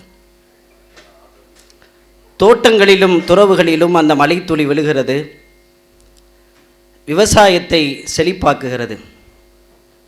அந்த மலைத்துளி வீட்டில் விழுகிறது, பெண்கள் அந்த தண்ணீரை பிடித்து வைத்து தங்கள் தேவைகளை பயன்படுத்தி கொள்கிறார்கள். அந்த மலைத்துளி சாக்கடைக்குள் விழுகிறது, கழிவாக மாறி போகிறது. அதே மலைத்துளி கடலுக்குள் விழுகிறது, நல்ல சுவையாக இருக்கிற அந்த தண்ணீர் கடல் தண்ணியோடு விழுந்து உப்பு கரிக்கிற தண்ணீராக மாறி போகிறது. அப்படி கடலுக்குள் விழுகிற போது கடலின் மேல் பரப்பில் சில சிப்பிக்கள் வாய் திறந்து காத்து கிடக்கும். தனக்கு ஏதோ ஒரு பொருள் கிடைக்க வேண்டும் என்கிற ஆவலில் அந்த சிப்பிகள் வாய் திறந்து காத்து கிடக்கிற போது மழைத்துளியின் ஒரு துளி அந்த சிப்பிக்குள் விழுந்துவிடும். தான் எதிர்பார்த்து காத்திருந்த அந்த பொருள் தனக்கு கிடைத்துவிட்ட மகிழ்வில் அந்த சிப்பி தன் வாயை மூடிக்கொண்டு கடலுக்குள் மூழ்கிவிடும். பல நாட்கள் கழித்ததற்கு பிறகு அந்த சிப்பிக்குள் விழுந்த ஒரு மழைத்துளி தான் விலை மதிப்பு கூடிய முத்தாக மாறி போகின்றன என்கிற தகவலை கடல் சார்ந்த ஆய்வாளர்கள் எழுதுகிறார்கள். இதோ எம்ஏசி என்கிற ஒரு சிப்பிக்குள் விழுந்த மழைத்துளிகள் முத்துக்களாக பரிணமித்து நிற்கிற காட்சிகளை இந்த நிகழ்விலே பார்க்க முடிகிறது. சமயங்களை கடந்து, மதங்களை கடந்து, மத ஆச்சரியங்களை கடந்து இவர்களை ஒன்று சேர்த்துவிட முடியாது. மதுரை என்றால் அச்சம் என்று உலகத்தில் பேசப்பட்ட போது இந்த நிகழ்வை 8 திக்கும் கொண்டு போய் சேருங்கள். எங்கள் மேடைகளை அலங்கரித்திருக்கிற பெருமக்கள் சாதிகளை கடந்திருக்கிறார்கள், மதங்களை கடந்திருக்கிறார்கள், வேற்றுமைகளை உடைத்திருக்கிறார்கள். நாங்கள் மனிதர்கள் என்பதை இந்த உலகத்திற்கு நிரூபித்திருக்கிறார்கள். இது மதுரையில் சாத்தியம் என்பதை இந்த உலகத்திற்கு காட்டியிருக்கிற அற்புதமான நிகழ்வு இந்த நிகழ்வு. மத நல்லிணக்கம் அல்ல, மதம் என்கிற வார்த்தை கூட சில நேரங்களில் திமிருத்தனமாக பயன்படுத்தப்பட்டிருக்கிறது. யானை சில கட்டுப்பாட்டுகளை மீறி அது தன் செயல்பாட்டை அமைத்து கொண்டால் அந்த யானைக்கு மதம் பிடித்து விட்டது என்கிற வார்த்தையை சொல்லுகிறோம். சமயம் என்கிற வார்த்தை மிகப்பெரிய சால பொருத்தமான வார்த்தை. அது எந்த சமயமாக இருந்தாலும் மனிதனை பக்குவப்படுத்துகிறது, பயிற்சி கொடுக்கிறது.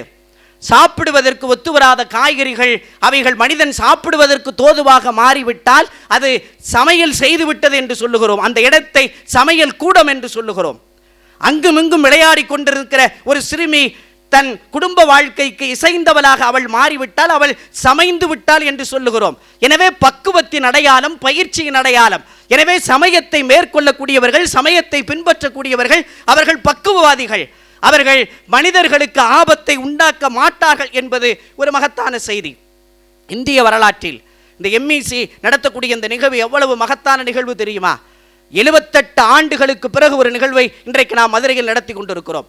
சுதந்திர போராட்டத்தின் காலகட்டத்தில் மதங்களை கடந்து, சமயங்களை கடந்து, இந்துக்கள், கிறிஸ்தவர்கள், முஸ்லிம்கள் எல்லோரும் ஓரணியில் ஒன்று சேர்ந்து வெள்ளையனை விரட்டி இருக்கிறோம். சுதந்திர இந்தியாவில் இன்னும் ஒன்று சேர்வதற்கான ஒரு வாய்ப்பு நமக்கு கிடைக்கல. இதுவரை நாம ஒரு இடத்தில் ஒன்று சேரல.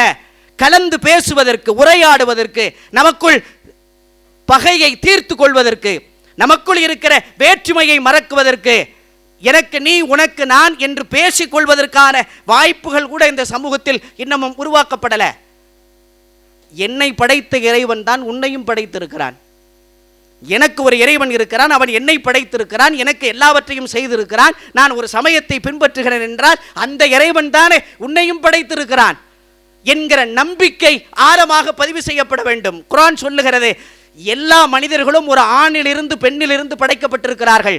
முஸ்லிம்கள் மாத்திரமல்ல, இந்துக்கள் மாத்திரமல்ல, அவர்கள் கிறிஸ்தவர்கள் மாத்திரமல்ல, எல்லோரும் ஒரே ஆண் பெண்ணிலிருந்து தான் படைக்கப்பட்டிருக்கிறார்கள். நீங்கள் புரிந்து கொள்வதற்காக சமூகமாக மாற்றப்பட்டிருக்கிறீர்கள் என்கிற செய்தியை குர்ஆன் நமக்கு சொல்லித் தருகிறது. மனிதர்களை நேசிக்காமல் இறைவன் உங்களை நேசிக்க மாட்டான் என்பது நபிகள் நாயகத்தின் வார்த்தை.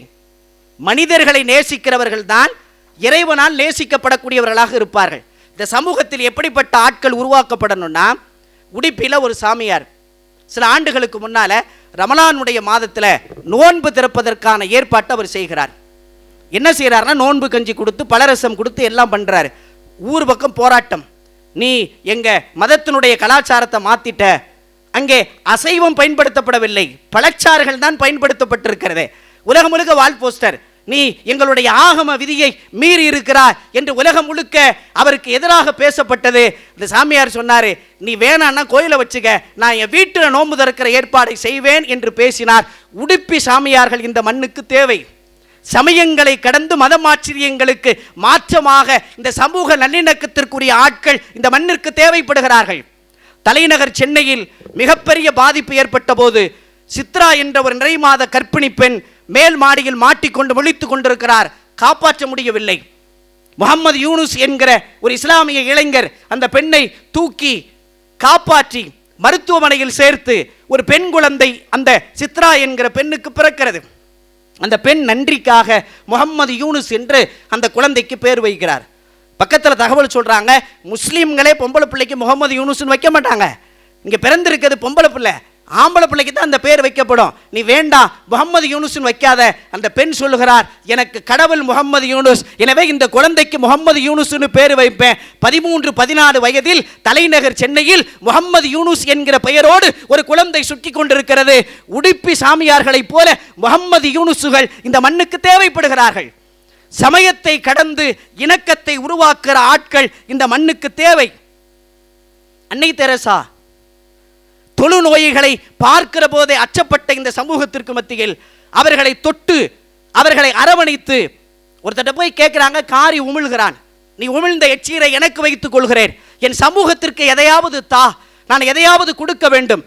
சுருங்காத அந்த காட்டன் புடவைக்கு பின்னால் கசங்காத ஒரு இதயத்தை வாழ்க்கையில் பின்பற்றிய அன்னை தெரசா விமானத்தில் உணவுப் பொருட்கள் மிச்சமாக கிடக்கிற போது தன் மடியில் ஏந்தி வந்து ஏழை குழந்தைகளுக்கு தர வேண்டும் என்று தன் வாழ்வு முழுக்க ஒரு தியாகத்தை உருவாக்கி கொடுத்த அந்த அன்னை தெரசாக்கள் இந்த மண்ணிற்கு தேவைப்படுகிறார்கள்.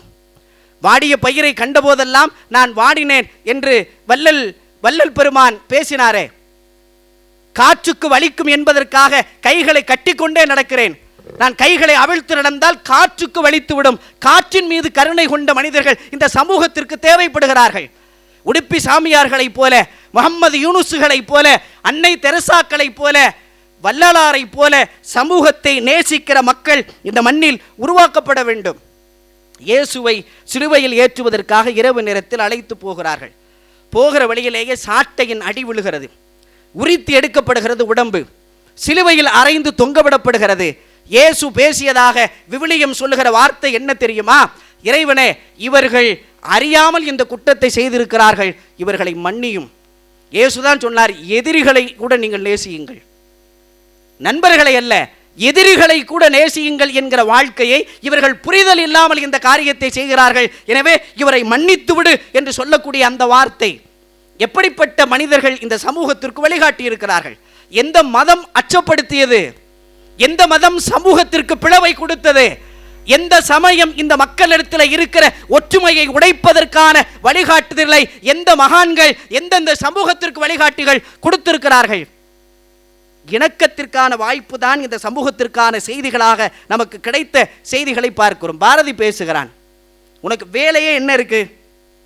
இந்த மக்களை நேசிப்பதான் உனக்கு வேலை, நீ எந்த வேலையும் இந்த சமூகத்தில் பார்க்க வேண்டாம். பாரதியின் வார்த்தை, மானுடர் உலாவிடினும் நீ உழவு செய்யாட்டியும், வித்து நடாவிடினும், அன்று வரப்பு கட்டாவிடினும், நீர் பாய்ச்சாவிடினும், வானுலகம் நீர் தருமே, மண்மீது மரங்கள் வகை வகையாய் நெற்கள் புற்கள் மொழிந்திருக்கும் அண்டோ, யாமதற்கு அஞ்சிலேன், நீ என் மதத்தை கை கொள்வீர், பாடுபடல் வேண்டா, ஊனுயிர் வருத்தாதே, இயற்கை உனக்கு உணவு தரும், நமக்கு தொழில் இங்கே அன்பு செய்தல் கண்டீர்.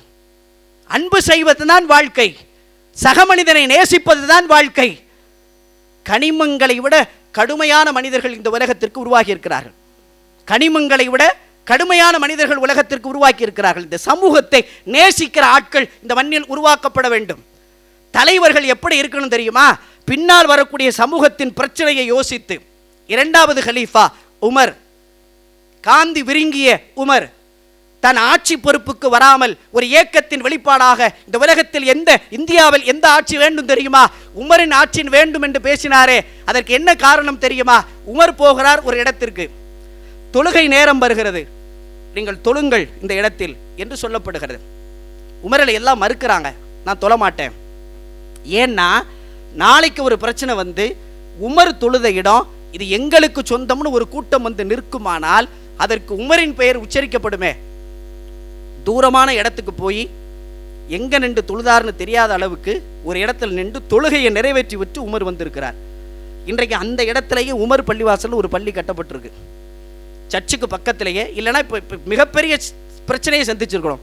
இது உமர் தொழுத இடம், இது எங்களுக்கு சொந்தம் என்கிற அளவுக்கு ஒரு பிரச்சனை இந்த சமூகத்தில் வெடித்துவிடக் கூடாது என்கிற பார்வை. ஆன்மீகத்தின் பெயரால் கூட இந்த சமூகத்தில் சிக்கல் வரல. மகா ஆத்மா காந்தியின் வரலாறு பேசப்படுகிறது. அவர் சொல்லுகிறார், பள்ளிவாசலுக்குள் அமர்ந்து கொண்டு நான் பள்ளிவாசல் அமர்ந்திருக்கிறேன், கையில் பைபிள் வைத்திருக்கிறேன், பகவத்கீதையை பற்றி என்னால் பேச முடியும். இந்தியர்களின் வாழ்க்கை அப்படித்தான். நான் பள்ளிவாசலுக்குள் இருக்கிறேன், ஆனால் என் கையில் பைபிள் இருக்கிறது, பகவத்கீதையை பற்றி பேச சொன்னால் என்னால் பேச முடியும் என்கிற மதம் ஆச்சரியங்களை கடந்து சமய நேயத்தை பார்த்த பார்வை, அவரவர் சமயத்தின்படி அவர் வாழ்வதற்கான ஒரு வாழ்க்கை, எந்த சமயத்தை பற்றி தவறான பார்வை இல்லாத ஒரு வாழ்க்கை.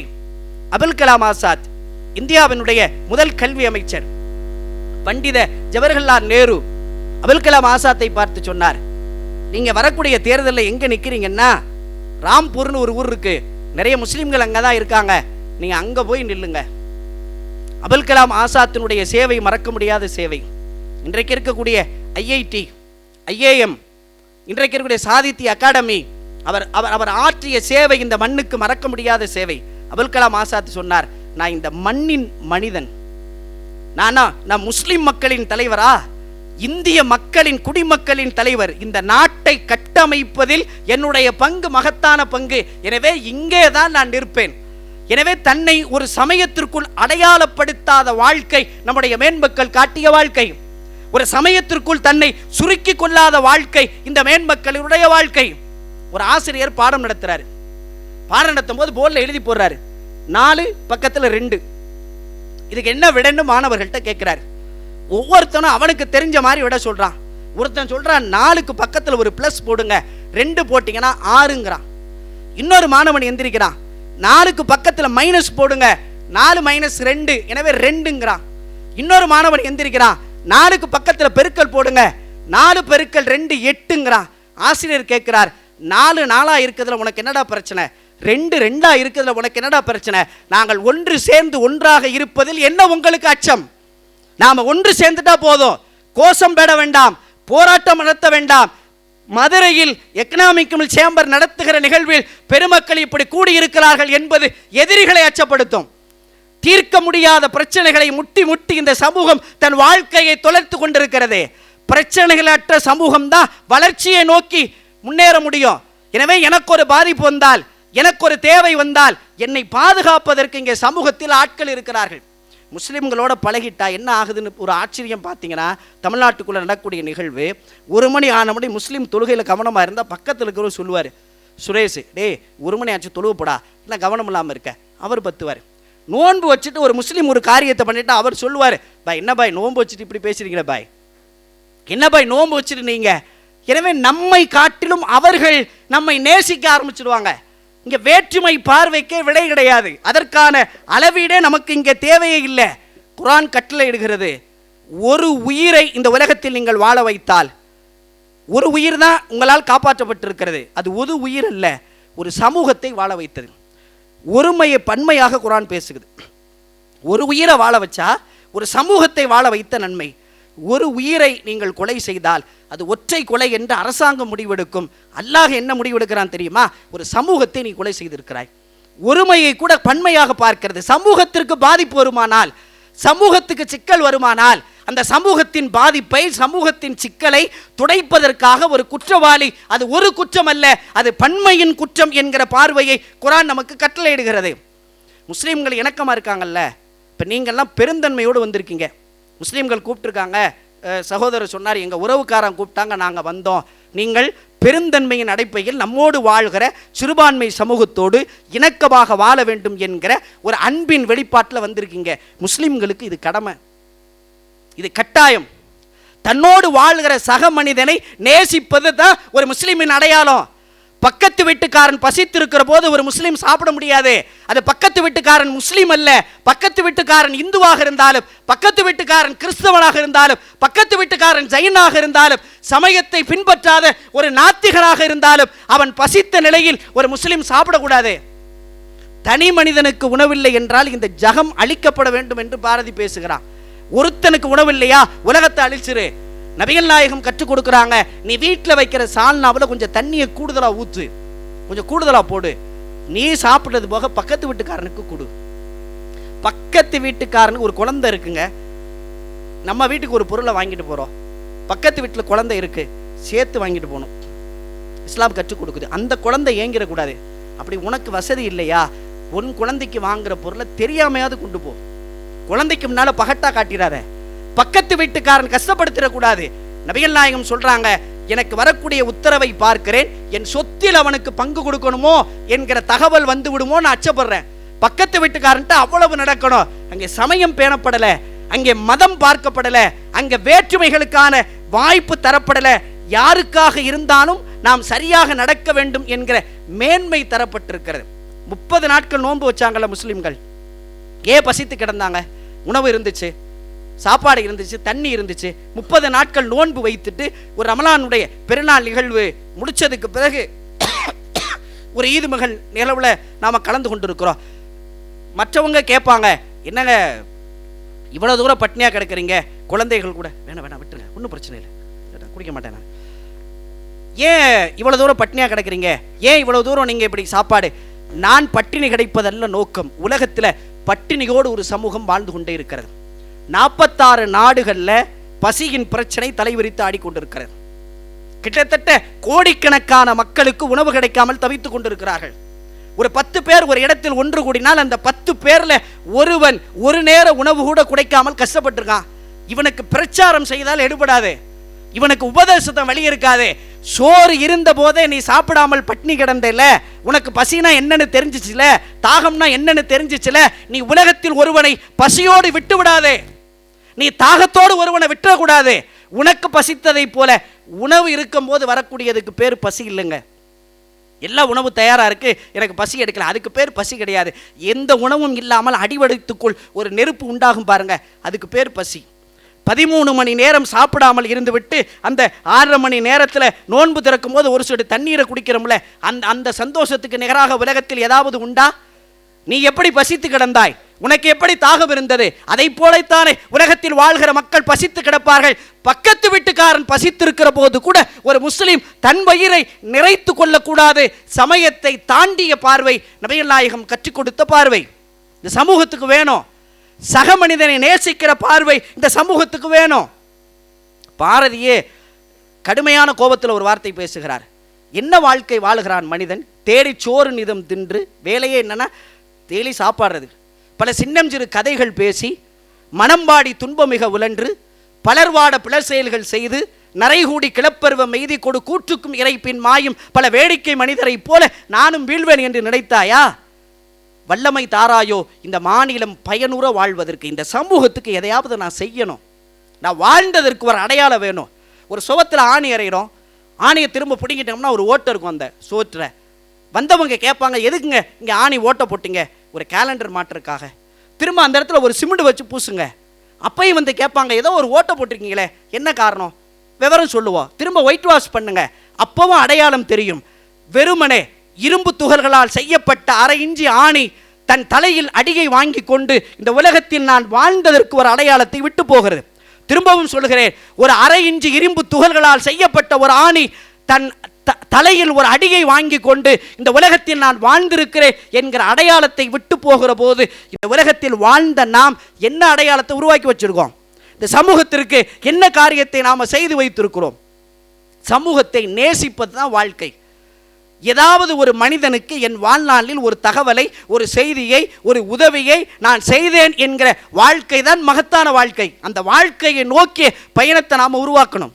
ஒரு வேடன் வருவான். நிறைய இடங்களில் நான் திரும்ப திரும்ப சொல்லியிருக்கேன், பெருமக்கள் இருக்கிற சபை மீண்டும் கவனப்படுத்துகிறேன். வேடன் ஒருவன் வருகிறான் புறாக்களை பிடிப்பதற்காக. அந்த புறாக்களுடைய தாய் வந்து தன்னுடைய புறாக்களுக்கு பாடம் நடத்தி தருகிறது. வேடன் வருவான், வலை விரிப்பான், மாட்டிக்கொள்ள மாட்டோம் என்று சொல்லுங்கள். இந்த வேடன் வந்தோடனே இந்த புறாக்கள் புறா கத்துது, பயப்படுறான் வேடன். அதுக்கு தெரியல இது தமிழ்நாட்டு ஆட்கள், இவங்களை எப்படி ஏமாத்திடலாம் அப்படின்னு அவங்களுக்கு தெரியல. இது வந்தோடனே கோஷம் சொன்னோடனே பயப்படுறான். திரும்ப வலையை விரிச்சிட்டு பொக்கை அரிசிகளை தூக்கி அந்த வலையின் மீது போடுகிறான். இது பார்த்து சொலவன் சொல்லிக்கிட்டே இருக்கு. வேடன் வருவான், வலை விரிப்பான், மாட்டிக்கொள்ள மாட்டோன்னு சொல்லிக்கிட்டே வலைக்குள்ளே போகுது, அரிசியை திங்குது, வலைக்குள்ளே மாட்டிக்கிடுச்சு. அவன் சுற்றி மொத்த புறாக்களையும் தூக்கிட்டான். அப்பவும் கோஷம், வேடம் வருவான், வலை விரிப்பான், மாட்டிக்கொள்ள மாட்டோம். கோஷங்களால் இந்த சமூகத்திற்கு தீர்வே இல்லை, சத்தங்களால் இந்த சமூகத்திற்கு தீர்வே இல்லை. நாம் எடுக்கிற முயற்சிகள் என்பது சமூகத்தை வலுப்படுத்தணும். வேடன் வருவான், வலை விரிப்பான், மாட்டிக்கொள்ள மாட்டோம். இந்த கதை வலைக்குள் மாட்டிக்கொண்டன புறாக்கள். இங்கே என்ன தெரியுமா? எங்களுக்குள் பேதம் கற்பிக்கப்பட்டிருக்கிறது. நீ பொட்டு வைத்த இந்து, எனவே உன்னிடத்தில் நான் பேச மாட்டேன். நீ தொப்பி அணிந்த முஸ்லீம், எனவே உன்னிடத்தில் நான் உறவாட மாட்டேன். அடுத்து சொல்லப்படுகிறது, நீ சிலுவை அறைந்த இயேசுவை பின்பற்றக்கூடியவர், எனவே உன்கிட்ட பேச மாட்டேன். வலைக்குள் சிக்கி கொண்டவர்கள் மதத்தின் பெயரால் பிரிந்து நிற்கிறார்கள். எம்இசி அவங்களுக்கு சொல்லலை, அங்கே இல்லை பாடம் நடத்துறதுக்கு. சொல்லுவாங்க, கிராமத்தில் ஒரு செய்தி நினைவுக்கு வருது இந்த கதைக்கு ஊடாகவே. இந்த அடக்கோழி தூக்கத்தை எப்படா முழிக்க வைக்கிறதுன்னு. முட்டைக்கு மேலே உட்காந்து கோழி உட்காந்தே இருக்கும். விருந்தாளி வந்தோடனே ஒவ்வொரு முட்டையாக எடுத்து விருந்தாளி கொடுத்துருவாங்க. இது விவரமே தெரியாது. கோழி அடக்காத்துக்கிட்டே இருக்கும், முட்டையே இருக்காது. அந்த தூக்கத்தை கலைக்க முடியாது. என்ன ஐடியா தெரியுமா? அந்த கோழி ரெக்கையை பிச்சு எடுத்து தண்ணியில் தொளிச்சு மூக்கில் ஒரு அடி சட்டுன்னு அடித்த உடனே தான் தெரியுது, அடடா நம்ம முட்டையெல்லாம் போயிடுச்சு. எம்இசி அந்த வேலையை செய்யுது. எந்த மதுரை அச்சத்தின் அடையாளமாக பார்க்கப்பட்டதோ, இதோ எங்கள் சமூக உறவுகள், எங்கள் இரத்த உறவுகள், ஒரே மேடையில் நாங்கள் ஒன்றாக இருந்திருக்கிறோம், எங்களுக்கு மத்தியில் வேற்றுமை இல்லை என்பதை எம்இசி தான் அந்த இதை பிடுங்கி அடக்கொழி தூக்கத்தை கலைக்கிற வேலையை எம்இசி செஞ்சுருக்குது. அந்த வலைகளுக்குள் மாட்டிக்கொண்ட புறாக்கள், அந்த வலை என்ன வலைங்கிறத நீங்களாம் முடிவு பண்ணிக்கோங்க, நான் விலைக்கு சொல்ல முடியாது. வலைகளுக்குள் சிக்கி கொண்ட புறாக்கள் யோசிக்க ஆரம்பித்தன. ஜாதியின் பெயரால், சமயத்தின் பெயரால், நிறத்தின் பெயரால் வேற்றுமையை கற்பித்துக் கொண்டிருக்கிறோம். சிக்கி கொண்டது வலையே, நமக்குள் வேற்றுமைகளை மறப்போம். எம்இசி நடத்துவதை போல எல்லா மேடைகளிலும் எல்லா சமய தலைவர்களும் ஒன்றாக்குவோம். நமக்குள் வேற்றுமை இல்லை. யாரின் உடம்பை கீறினாலும் இருப்பது இரத்தம் தான். இந்துவின் உடம்பில் கீறினால் சிவப்பு இரத்தம் தானே, இஸ்லாமியன் உடம்பில் கீறினால் அதுவும் சிவப்பு இரத்தம் தானே, ஒரு கிறிஸ்துவ சிலுவையை அணிந்திருக்கிற ஒரு மனிதனின் உடம்பை கீறினாலும் இரத்தம் சிவப்பு தானே. யாரின் இரத்தத்தில் வேற்றுமை இருக்கிறது? அடிப்படையில் வேற்றுமை இருக்கிறது. இரத்த தானம் கொடுக்க வர்றோம், அதை முஸ்லீம் ரத்தம் கொடுத்தா தான் நான் வாங்குவேன்னு உட்காந்துன்னா உயிரை காப்பாற்ற முடியுமா? உயிரை காப்பாற்ற முடியுமா? நான் குழந்தையாக பிறந்த நான் குழந்தையாக பிறந்த போது என்னுடைய அந்த குழந்தை பருவத்தை ஒரு கிறிஸ்தவ பெண் தான் என்னை குழந்தைய பெற்றெடுத்து கொடுத்தாங்க. இல்லை, என்னை முஸ்லீம் நர்ஸு தான் பார்க்கணுன்னா அப்போ எல்லாம் முஸ்லீம் நர்ஸு படித்தவங்களே இல்லை. அப்போ என்னுடைய நிலைமை நான் இன்றைக்கி எம்இசி நிகழ்ச்சியில் பேசியிருக்க முடியாது. என் ஜாதி மக்கள் தான், என் சமய மக்கள் தான், அவங்கள்ட்ட தான் நான் செய்வேன்னா ஒன்றுமே செய்ய முடியாது. அந்த புறாக்கள் பேசி கொண்டன, புரிந்து கொண்டன. சிக்கி கொண்டும் வலைக்குள் எனக்கு வேற்றுமையை உடைப்போம். பெருங்கொண்ட தலைவர்கள் வழிகாட்டினார்கள். வர்த்தக சங்கத்தை சேர்ந்த அறிஞர்கள் அந்த புறாக்களுக்கு வழிநடத்தினார்கள். வழக்கறிஞர் வாஞ்சிநாதனை போன்ற மனிதர்கள் அந்த புறாக்களுக்கு வழிநடத்தினார்கள்.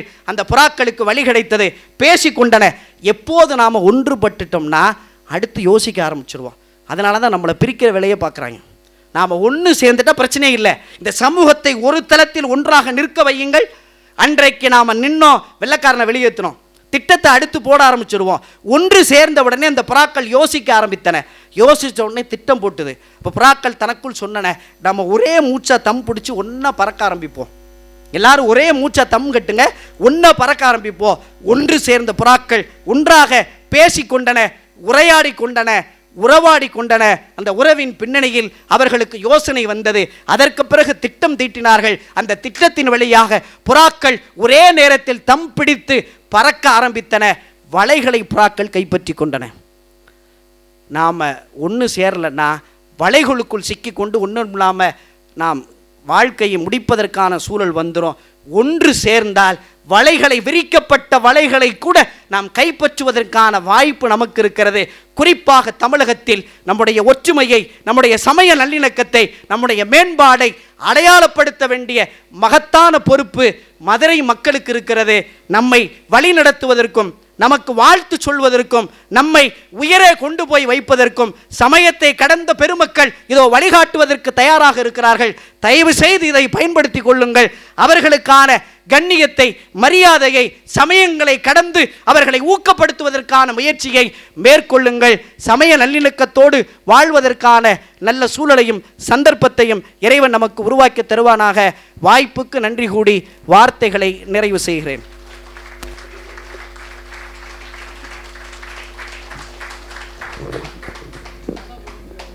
மிக ஆழமான நல்லிணக்க செய்தி. இந்த மண்ணில் வாழ்ந்து மறைந்த மகாத்மாக்கள் முகமது நபி, இயேசு பெருமான், மகாத்மா காந்தி அவர்கள், அன்னை தெரசா, வள்ளலார் போன்ற மகாத்மாக்கள் வாயிலாக நமக்கு மத்தியில் இந்த நல்லிணக்க செய்தியை விட்டு சென்ற இமாம் மக்தூமி அவர்களுக்கு இறைவன் அருள் புரிவானாக. அடுத்ததாக நன்றியுரை நன்றியுரைக்கு முன்னாடி எங்களுடைய அழைப்பை ஏற்று இங்கு சிறப்பு விருந்தினராக வந்துள்ள அனைத்து விருந்தினர்களுக்கும் இரவு விருந்து ஏற்பாடு செய்யப்பட்டுள்ளது. சைவம் அசைவம் இரண்டுமே இருக்கிறது. ஆகையினால் அனைவரும் விருந்து சிறப்பித்துவிட்டு செல்லுமாறு மிக பணிவன்புடன் கேட்டுக்கொள்கிறோம். யாரும் சாப்பிடாமல் போயிடாங்க. தமிழ்நாடு தொழில் வர்த்தக சங்கத்தின் சார்பாக வந்திருக்கக்கூடிய விருந்தினர்களுக்கு பொன்னாடை போர்த்தி கௌரவிக்கப்படுகிறது. மிக சிறப்பாக இந்த நிகழ்ச்சியை நடத்தி கொண்டிருக்கக்கூடிய எம்இசி அமைப்பின் தலைவர் அருமை நண்பர் ஜமான் அவர்கள் புனித நகரான மெக்காவுக்கு சென்றிருக்காங்க. அதனால் பொதுச் செயலாளர் கான் சார் அவர்களை மேடைக்கு வருமாறு அன்போடு கேட்டுக்கொள்கிறேன். தணிக்கையாளர் திரு கான் அவர்கள்.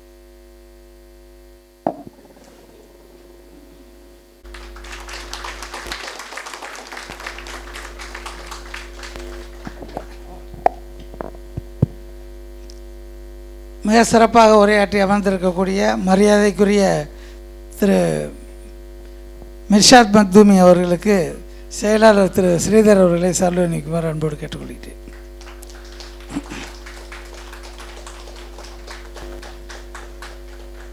மதுரை டவுன் ஹாஜியார் அவர்களுக்கு சால்வனிக்குமாறு துணைத் தலைவர் நிப்பான் தனுஷ்கோடி அவர்களை அன்போடு கேட்டுக்கொள்கின்றேன். இல்லைங்க சேம்பர் செக்ரட்டரி வைஸ் பிரசிடென்ட்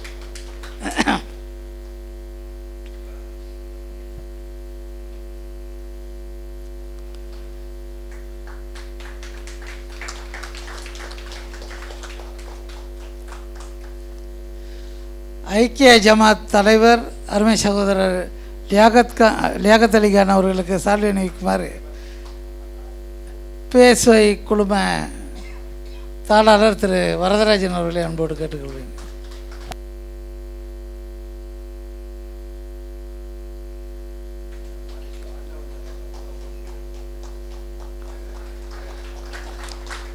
எம்ஏவிஎம்எம் சபை தலைவர் அருமை சகோதரர் விகேபி பாஸ்கரன் அவர்களுக்கு சால்வை அணிவிக்குமாறு சாயித் அலி வாங்க தமிழ்நாடு தொழில் வர்த்தக சங்கத்தின் செயற்குழு உறுப்பினர் சாயித் அலி அவர்களை அன்போடு கேட்டுக்கொள்கின்றேன்.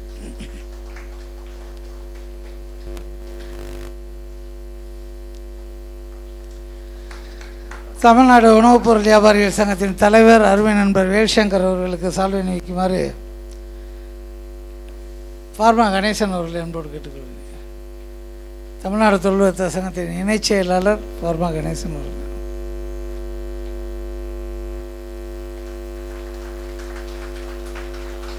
மெடிஷியா அமைப்பின் துணைத் தலைவர் யாசிக் அவர்களுக்கு சால்வை அணிவிக்குமாறு மற்றொரு இணைச் செயலாளர் சத்யன் செந்தில்குமார் அவர்களை அன்போடு கேட்டுக்கொள்கிறேன். நன்றி, வாய்ப்புக்கு நன்றி. Thank you sir. அடுத்ததாக நன்றியுரை ஆற்றுவதற்கு மதுரை எக்கனாமிக் சேம்பருடைய கோர் கமிட்டி உறுப்பினர் சம்சுதீன் ராஜா அவர்களை அழைக்கிறேன்.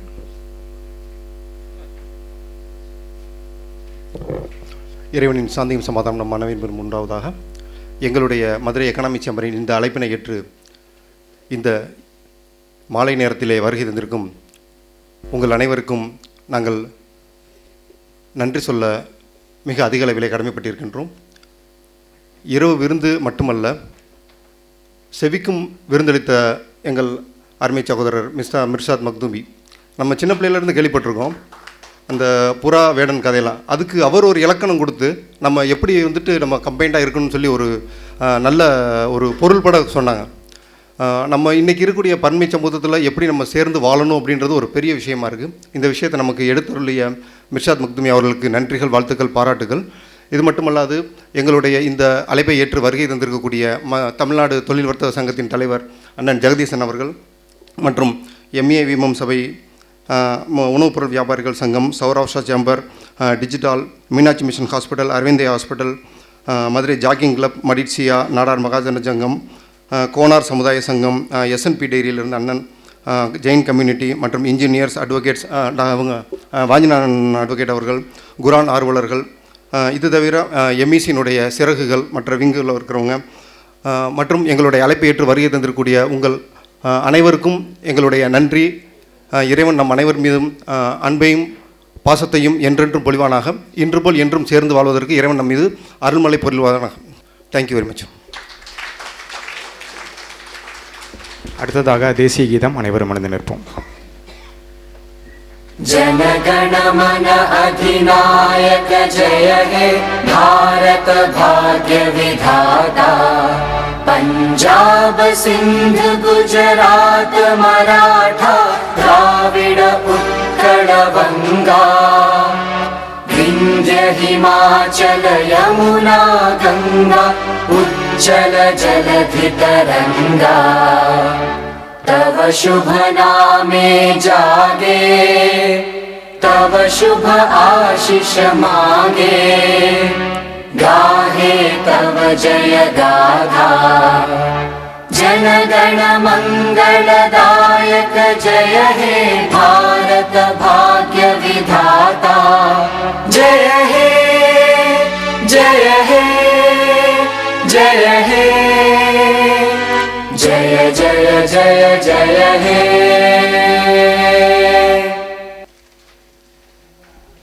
அனைவரும் தவறாமல் இரவு விருந்தை சிறப்பித்து விட்டு செல்லுமாறு அன்புடன் கேட்டுக்கொள்கிறோம்.